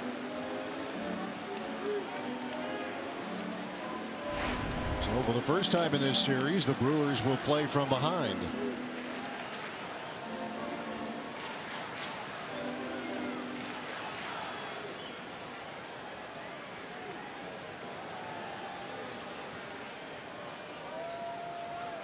One pitch to Bryant. There's a line drive, and that drops in front of Braun.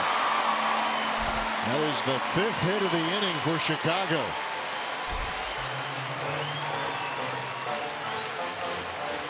Well, ground ball pitcher Jared Hughes not able to get the ball down.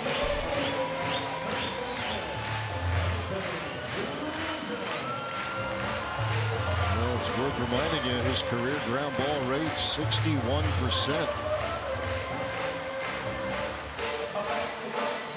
Struggling here in the inning in relief of Jimmy Nelson.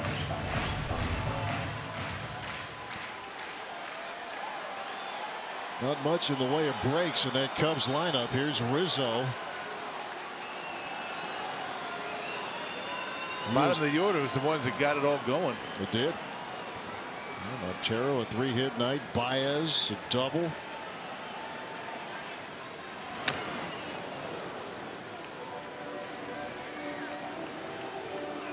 Two-run single from Almora.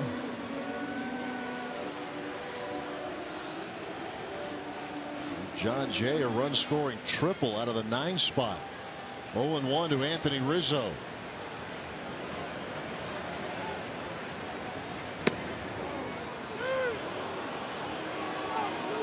That's more like it for Jared Hughes down in the zone. That's where he needs to live. That 2-seam fastball. Cubs have now out-hit the Brewers 11-10. Hughes trying to end this inning, a 4-run inning for Chicago.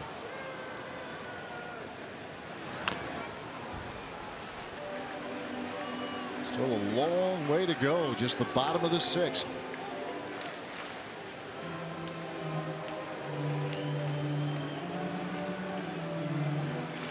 And you'll like who the Brewers will have coming up in the 7th.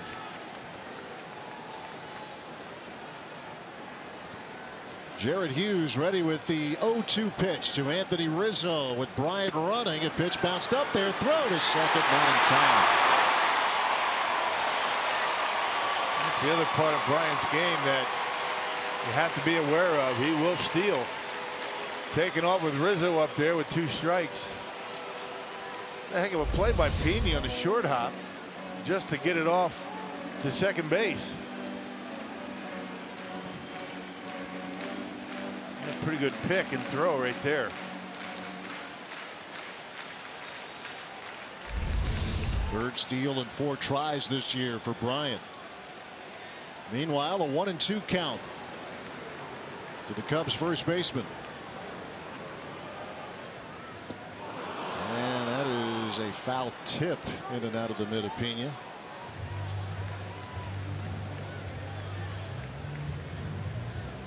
See how far inside that pitch was, and Rizzo went after it. Remember at Miller Park, swung at one that hit him.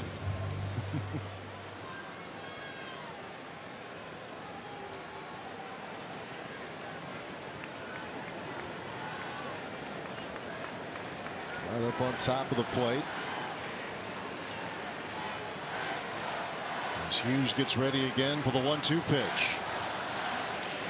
There you go. Strike 3 swinging to end the inning. Finally, Cubs send 8 to the plate. 4 of them score. Brewers will have the 2, 3, and 4 hitters, beginning with Thames. Crew down by 1.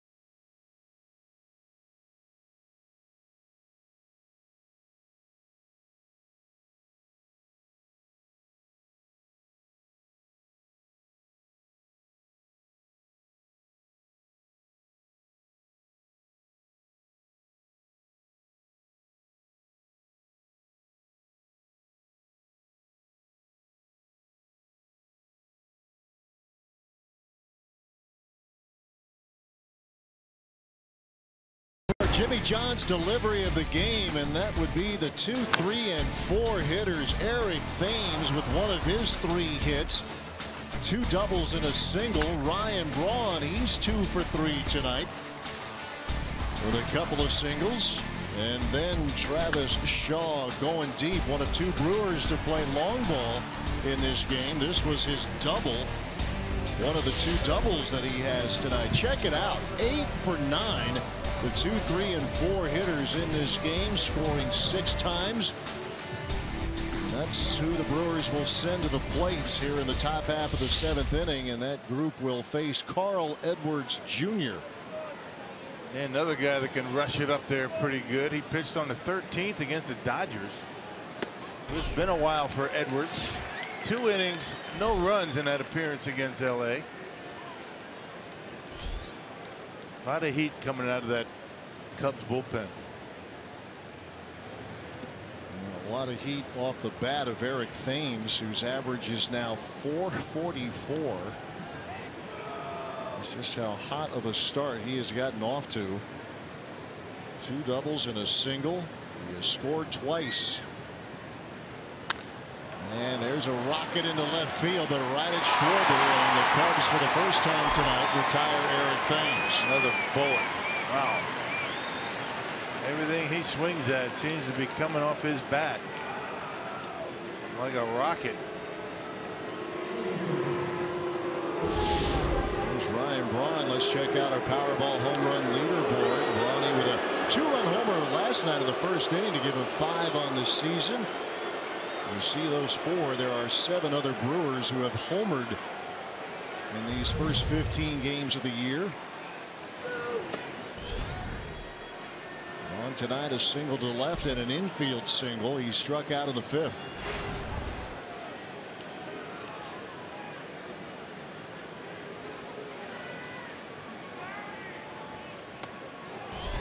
Carl Edwards, the 3rd reliever used by Joe Madden tonight. Brett Anderson, the starter, went just 3 2/3.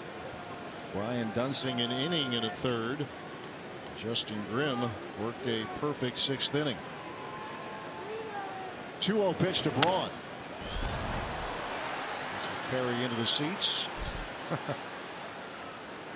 That's a pitch you don't see Braun swing at very often. That pitch was way up in the zone. 2-0. He was thinking fastball, got it, and I'm swinging.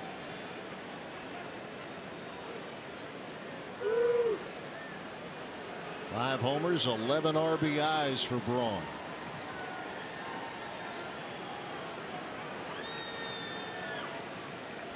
.25-year-old Carl Edwards ready with a 2-1 pitch, and this is popped up. Rizzo going over by the tarp, makes the catch. 2 outs in the 7th.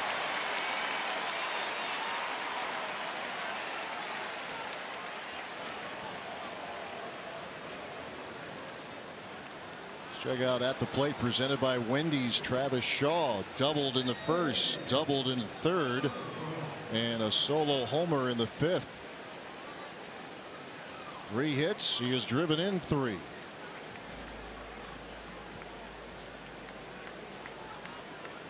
First time tonight Cubs pitching is cooling off that 2, 3, and 4 part of the Milwaukee batting order. Well, lull of averages was with him. Well, you're 8 for your first 9. 8 for 11 isn't bad either.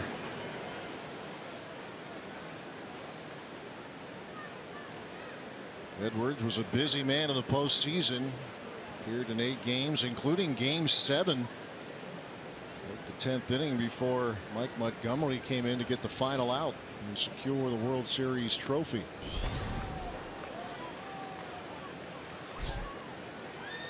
After Aroldis Chapman labored, but had enough gas in the tank to get through the 9th inning in the top of that Indians batting order after Cleveland had rallied to tie in the 8th.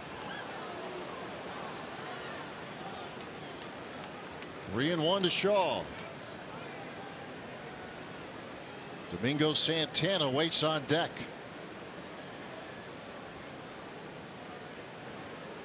– 3-1 pitch. Yeah, well, with an off-speed pitch on 3-1.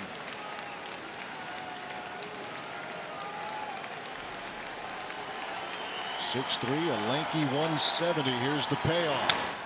Broken bat roller to Bryant. And it's a 1-2-3 inning as Carl Edwards takes care of the Brewers' 2, 3, and 4 hitters. And we move to the bottom of the 7th with the Cubs leading the Brewers 8-7.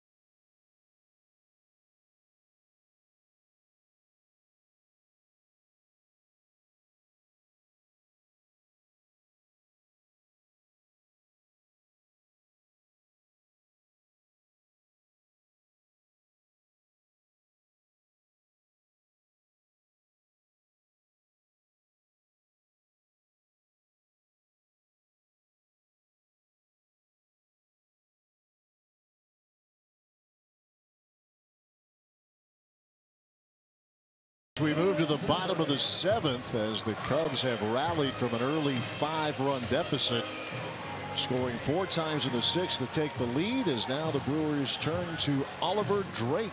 Hey, we saw him in Cincinnati. He threw a couple of innings against the Reds. Now this season between Milwaukee and Baltimore, you can see his numbers, a 5.06 earned run average in game number 5. And second as a Brewer, he will start out against Ben Zobrist. Brewers got Drake from the Orioles for a player to be named or cash.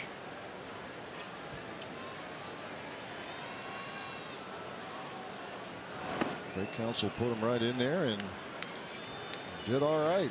Has a real good split-fingered fastball. We saw that in Cincinnati. A little bit of an unorthodox delivery.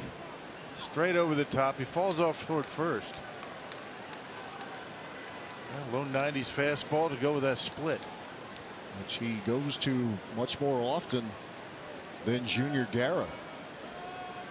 As Brewer fans found out last year, went to it quite a bit. 30-year-old Oliver Drake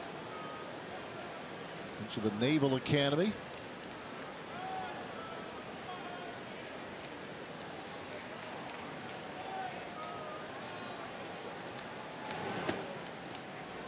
He was there through his sophomore year and then elected to pursue baseball. The opportunity was there.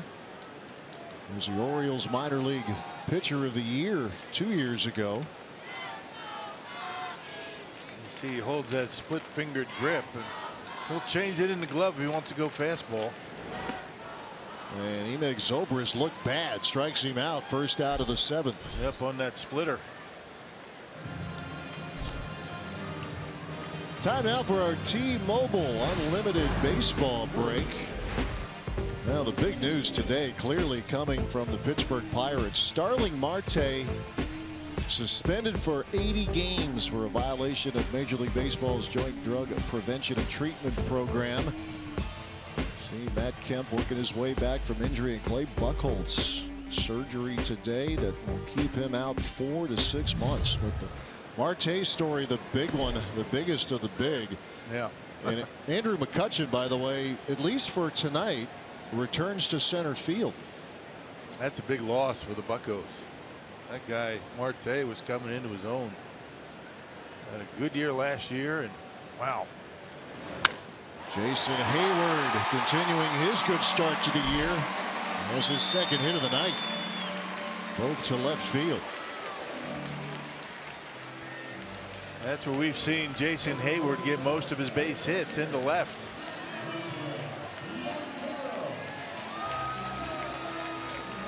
Well, the Cubs got the bats out here tonight. Now 12 hits in the game, including 3 from this man, Miguel Montero, who now has 5 hits in the series. And you go from no hits going into last night, a 0.00 batting average, to hitting nearly 300.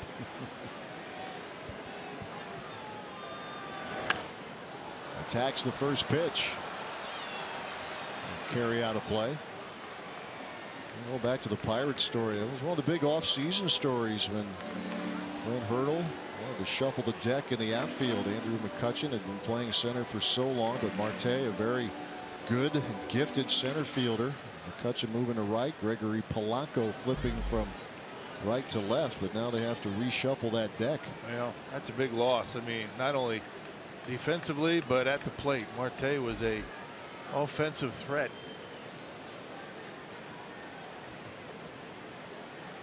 And remember, with the penalty, that is a suspension without pay, and should the Pirates get into the postseason, even though Marte would return for the regular season, what's left of it, but he would be ineligible for the postseason. 0-1 pitch to Montero, a swing and a miss.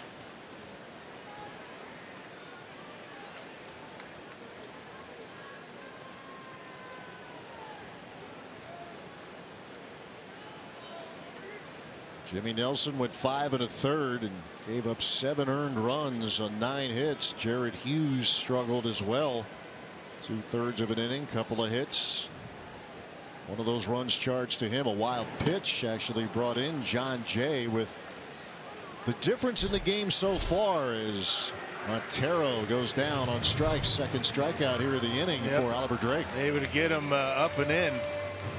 A good pitch that time from Drake.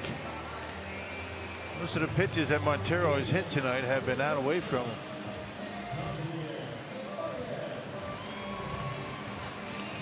Here's Baez. He had one of the 5 hits the Cubs racked up in the 6th inning. 4-run, 5-hit frame. Drake has surrendered a single to Hayward. Struck out Zobrist and Montero.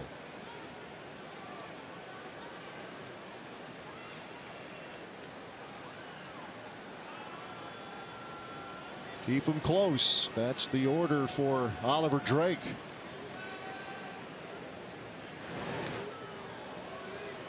And last time up, Baez had 2 strikes on him, and Jimmy tried to come inside, and that's Baez's hot zone right there. He likes to pull the baseball, and that pitch actually was off the plate by a few inches, able to keep it fair down the line.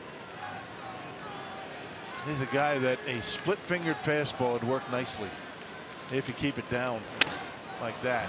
Just what they ordered. There's a ground ball to Arcia. Inning over. Harmless hit from Hayward. Good work by Oliver Drake. Brewers remain down a run, moving to inning number 8.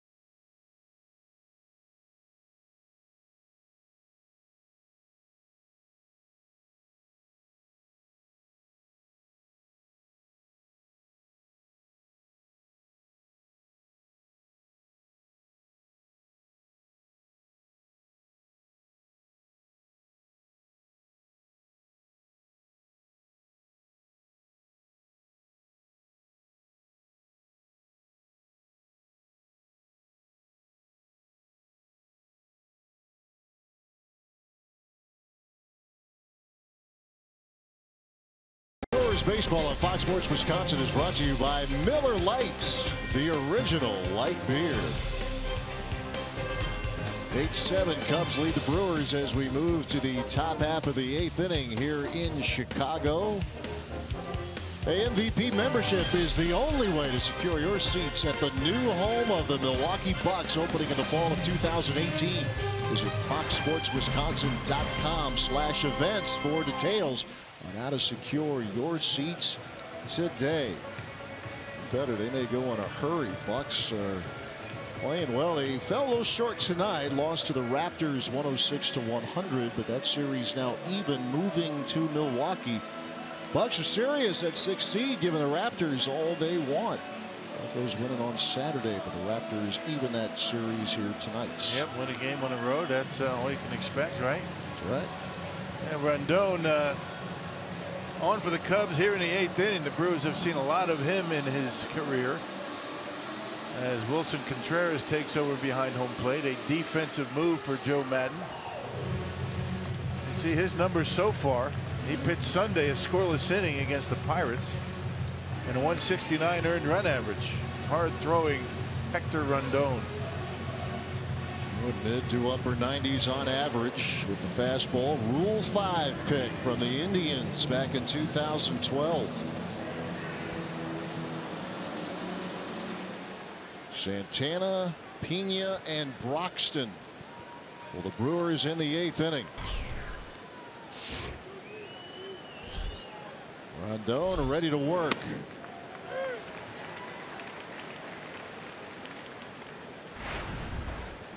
Santana hitless, but he has driven in a couple of runs. Struck out his last at bat in the 5th.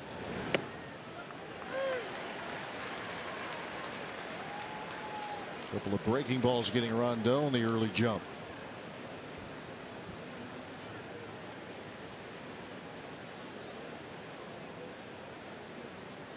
Two-strike pitch.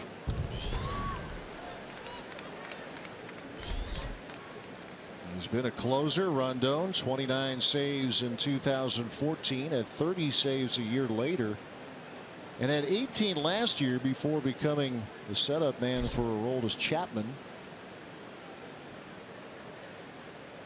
0-2 pitch.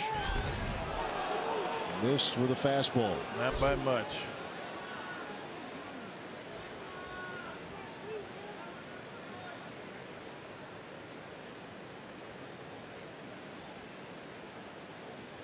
The 1-2.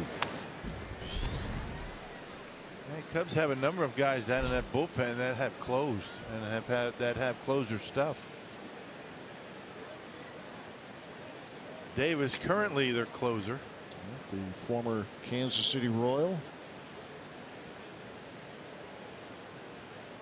Again, the 1-2. Santana hanging in there.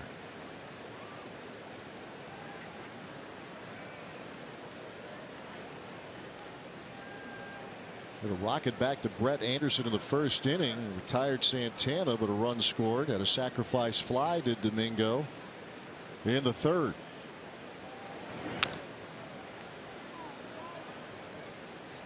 Santana is going to make Rondon earn this. Spoiled a pretty good slider right there on the outside corner. He holds that splitter grip as well, so he's got that in his arsenal to go with that slider and fastball. 8th pitch of the at bat coming up. Scoots him back.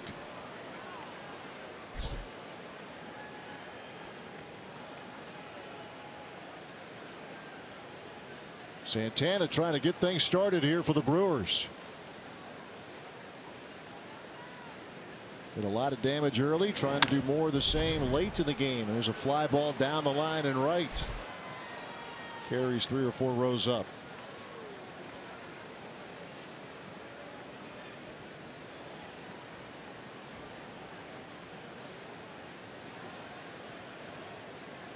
Well, the Brewers tonight have been getting a lot out of the Thames, Braun, Shaw trio, but throughout this road trip it has come from various spots in the batting order. Yeah, bottom of the order hasn't done a whole lot tonight. See if that group can turn it around here tonight, as for the 6th time in the at bat, Santana fouls off a pitch from Hector Rondon.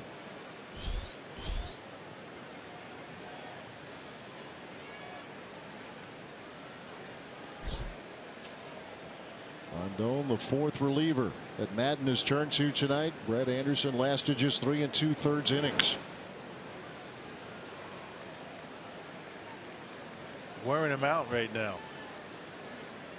This will be at least a 12 pitch at bat. Yeah, they say, I mean, hitters will tell you the more they see a pitcher throw, you know, the better chance they have of getting one to hit. You see the baseball better each and every time he throws one. We'll see if that applies here. A 2-2 pitch. And this will become a 13 pitch at bat.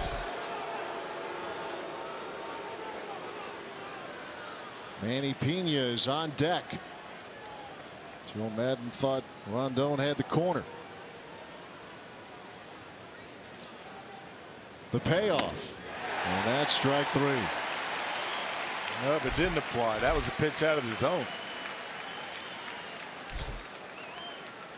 Hey, tonight's time of the game winner, Mr. G's Saloon in Marshfield. If they call the Brewers by 8 o'clock tomorrow morning, they get 40 tickets to a Friday night game in the Miller Lite Beer Pen. This offer courtesy of the Tavern League of Wisconsin and Miller Lite. Nice comfortable night here in Chicago. Forecast tomorrow sounds a little iffy, but they told us that in Cincinnati and got through Sunday's game in good shape. See if they'll be wrong again. At least we don't have to fly through it. That was some professional work. Yeah. Getting us through that weather. Yeah, the storm hit Cincinnati, the Cincinnati area, but it was a good hour or two after the game. I'm not sure what's worse. I mean, rain delays or flying through it. I'll take rain delays. No kidding. And all things considered, we got through that without very many bumps. We made the best of it, didn't we? Yeah. Manage. That's what you got to do, right? No doubt. Get lemons, make lemonade. Mm-hmm. 1-2 to Manny Pena.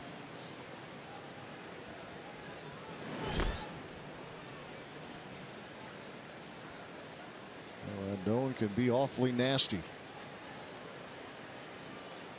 Mid to upper 90s fastball. Slider, splitter.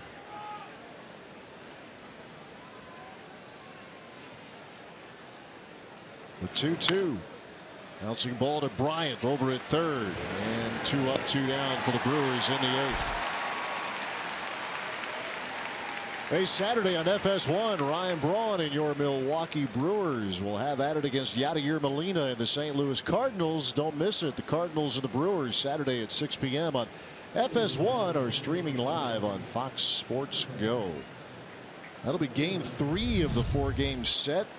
All starts on Thursday night. Adam Wainwright off to a slow start. Matt Carpenter's always tough against Milwaukee. See Wainwright, I believe, on Friday. Kirk Neuenhuis now on to pinch hit for Keon Broxton with 2 outs and the bases empty in the 8th.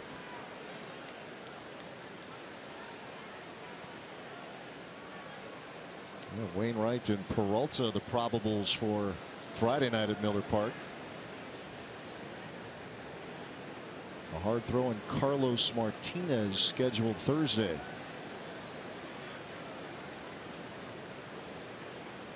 Oh, 0-1 to Neuenhuis.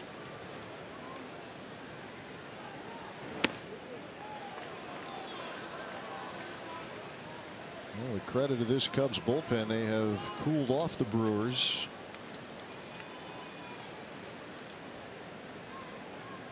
Last couple of innings, and Rondon trying to make it 3 straight scoreless.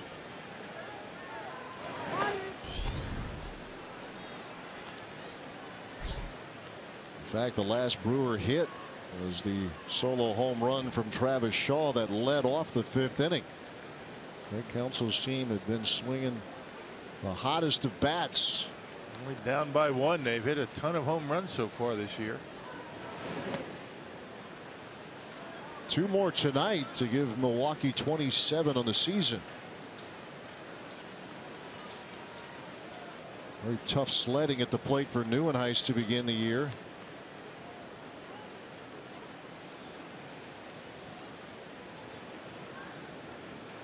His 1 hit was a home run. It was against the Rockies in the first series of the season, and with 2 men out, Rondon issues a walk to Kirk Neuenhuis, so the Brewers have the tying run on. And sometimes that's what it takes to get you going. Just you know, watching pitches, seeing pitches in the strike zone, watching it all the way into the catcher's mitt, and Neuenhuis able to draw a walk. Maybe that'll get him going. Wouldn't be the first time. Pitching coach and the former Brewer Chris Bosio out on the mound, a visit with his reliever Hector Rondon.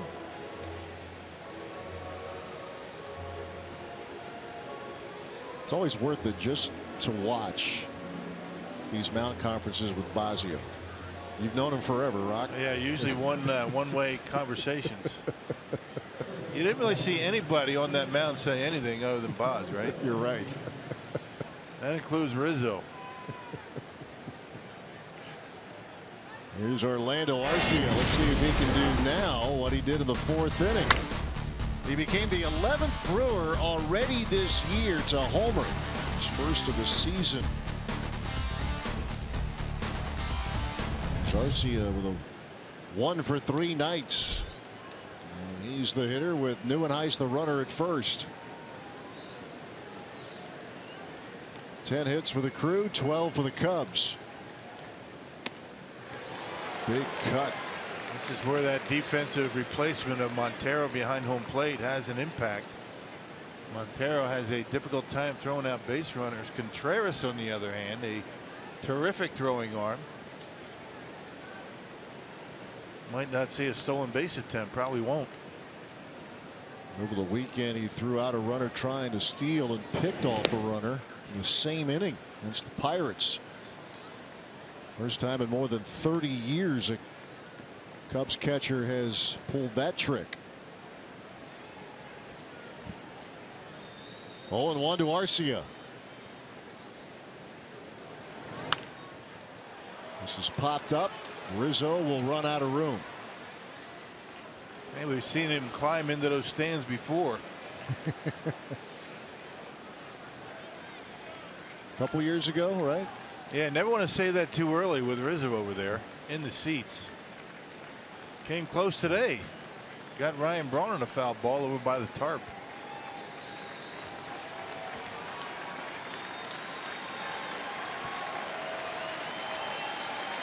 If it's remotely catchable, Rizzo can go get it. 0-2 pitch, swung out and missed, and that'll do it for the Brewers in the 8th inning. A walk from Neuenhuis, but the Brewers do nothing with it. Bottom of the 8th we go. Cubs lead 8-7.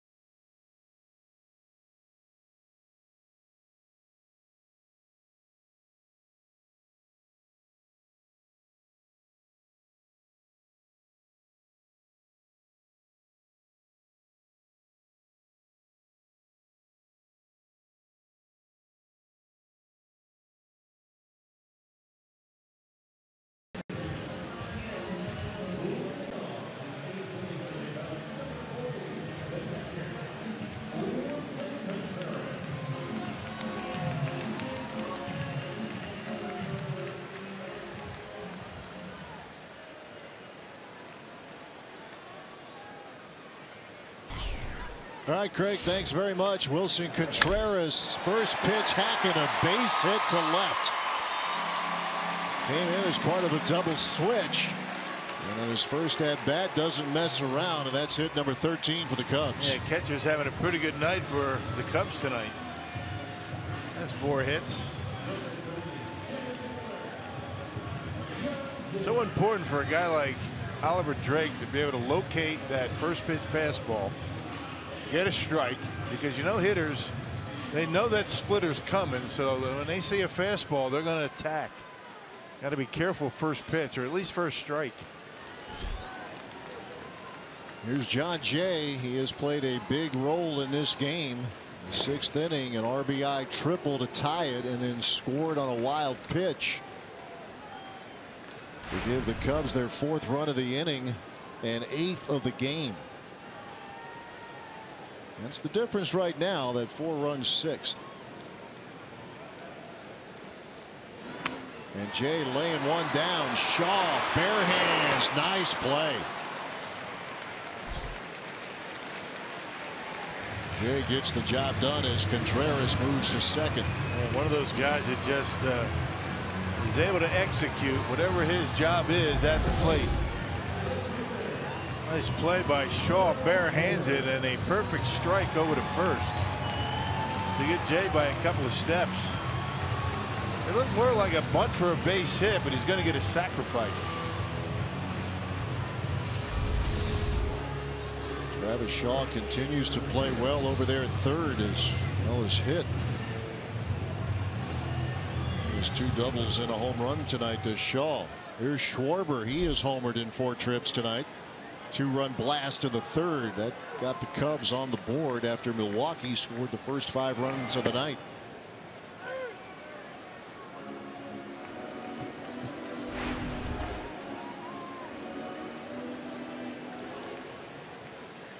Three homers, 8 RBIs for Schwarber. #1 pick out of Indiana University.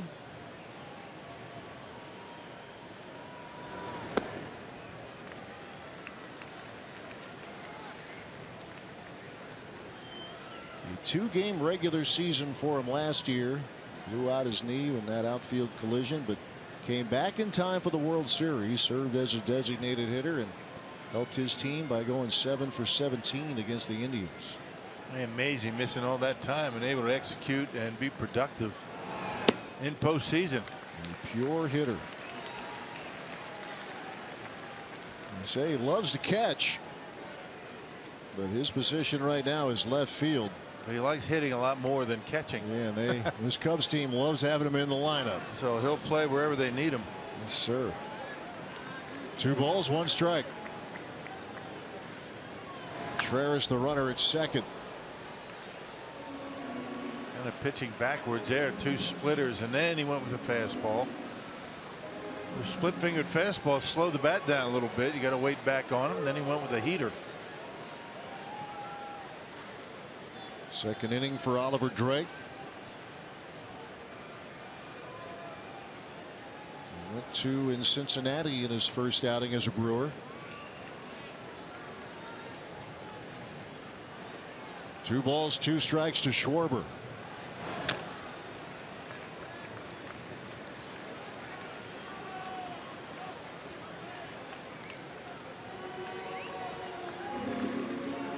If Drake can keep this a 1-run game.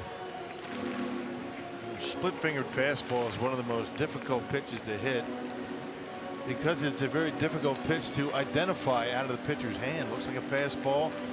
It'll tumble as it gets to home plate, but you pick it up very late. The only thing you're waiting for if you're hitting that pitch is you hope that he hangs it up in the zone. When they keep it down like that, you're not going to do much.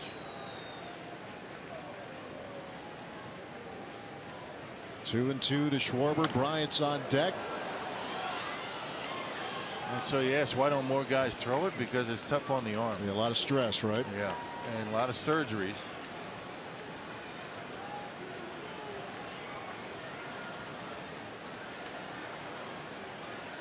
The splitter, the ticket for the 30-year-old Oliver Drake.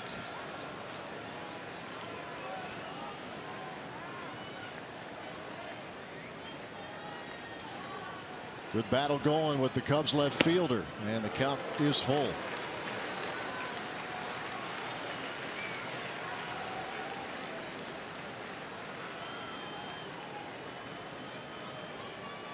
Tall order here for the newest Brewer. Trying to keep this game close. Brewers will have the 9, 1, and 2 hitters at the top of the 9th. That was pitch number 8 of the at bat. Schwarber just barely got a piece of it on the end of the bat.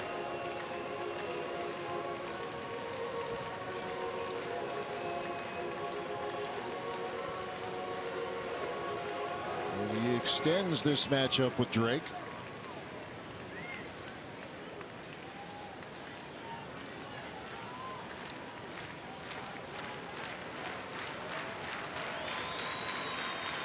Big pitch here coming up. Here it is. Gonna need one more.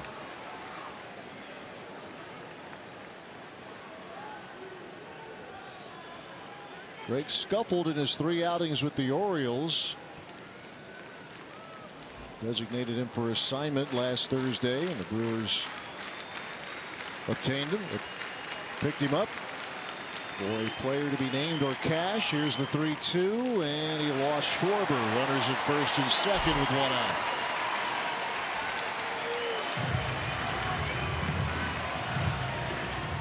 Hey, MLB.TV Premium is back, and better than ever, watch every out-of-market regular season game live on over 400 supported devices. Plus, you get a free subscription to @Bat Premium, the #1 app for live baseball. Go to MLB or Brewers.com for details. But it says MLB.TV for details. But when in doubt, go to Brewers.com. You can't go wrong. All the information you need. It'll get you anywhere you need to go. That's right. Chris Bryant. 1 for 4. He singled in the 6th inning. As the Brewers up against it here in the bottom of the 8th, down 1. The Cubs have something going. Runners at first and second with 1 out.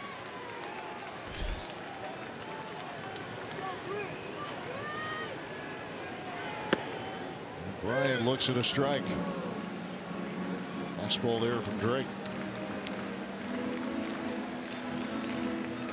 That's that first pitch fastball you're talking about right there, right on the edge. A single from Contreras. Advancing on a sacrifice bunt. Schwarber reached on a walk.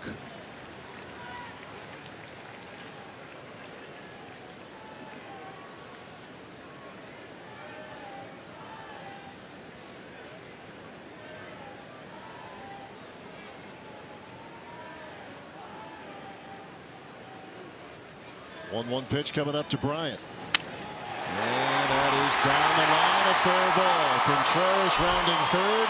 He will score. Schwarber to third. Bryant to second. 9-7 Cubs. Well, left the splitter up in the zone that time, and Chris Bryant muscles one down the line. Some kind of hitter, that guy. Check it out. That's not where you want it. And then middle in and up, and Chris Bryant able to get enough of it to muscle it out down the line and left. And now you got Rizzo coming up. What do you do? Walk him here? Yeah, that's what I do. So Rizzo is aboard. Walk him, set up the double play, and keep it as a 2-run deficit if you can.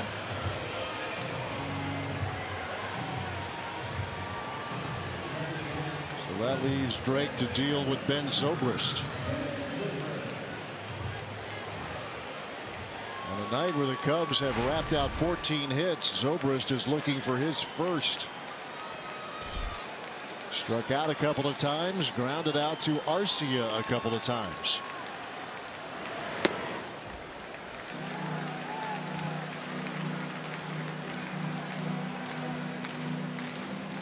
Brewers in big time need of a ground ball right now. See what Zobrist has done with the bases loaded. He has cleared the bag 6 times. 1-0 pitch. There you go. There's VR. There's Arcia for 1. Thames a double play. Thank you very much. 4-6-3 on the double play. The Cubs get 1. Last chance for the Brewers. Down 2.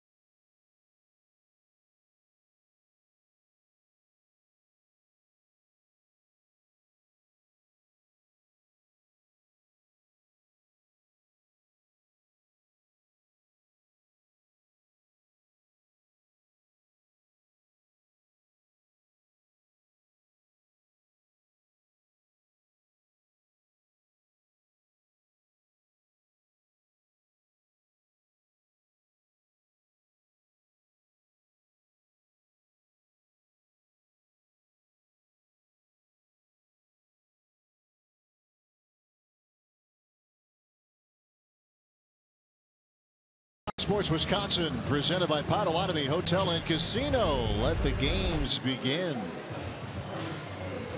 9-7 Cubs. Yeah, Brewers down by a couple as we head to the ninth, and this will be our last reminder, unless we go extra innings. That through midnight tonight, you can get $4.18 tickets for the Crew's upcoming series with the Reds as part of special tax day triple play sale presented by Ritz Holman CPAs. To take advantage of this special one-day only offer, go to brewers.com/tax day. Change here for the Cubs. Addison Russell in the game now at shortstop.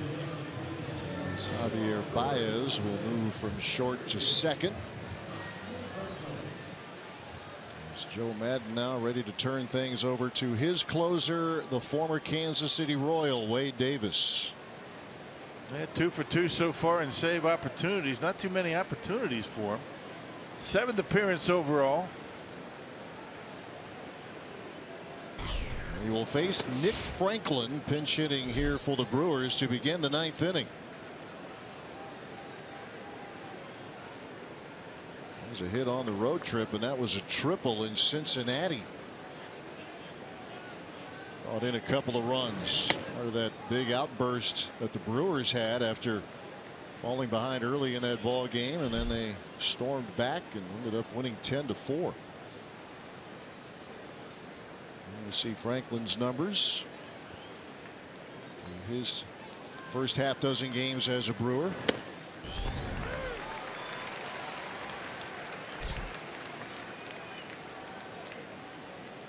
Two balls, one strike.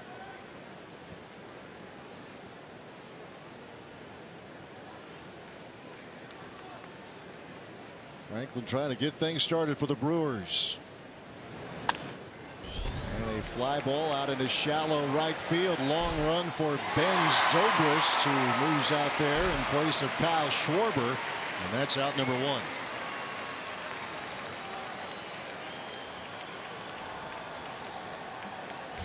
Let's check out what's on tap, presented by Miller Lite. Final game of the series and the road trip tomorrow. Tommy Malone getting the starting call for Craig Counsell, and Kyle Hendricks, who was terrific last year, been a little bumpy in the early going this season. 12:30 is when our coverage starts tomorrow on Fox Sports Wisconsin.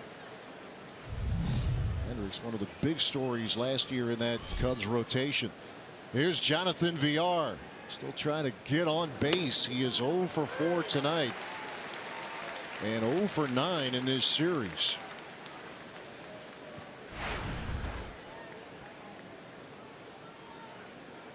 Trying to get some traffic started here with Thames and Braun waiting. One pitch from Davis and a ground ball over to Baez. And there are 2 men out in the 9th.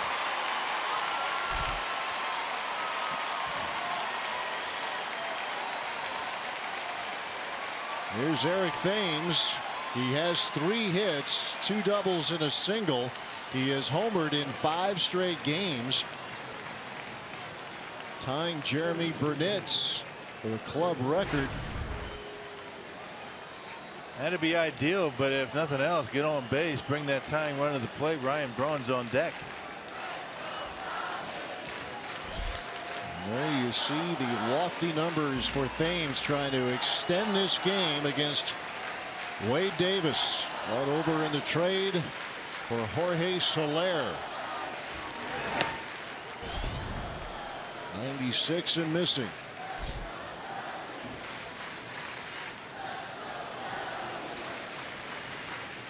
One of the best around, Davis. 1-0 pitch. It's a cutter right on the outside corner. Kind of just spun up there, but put it on the edge.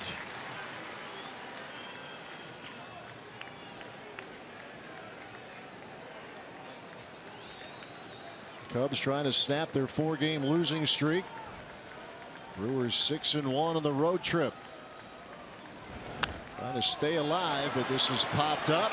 Contreras, and the Cubs win it.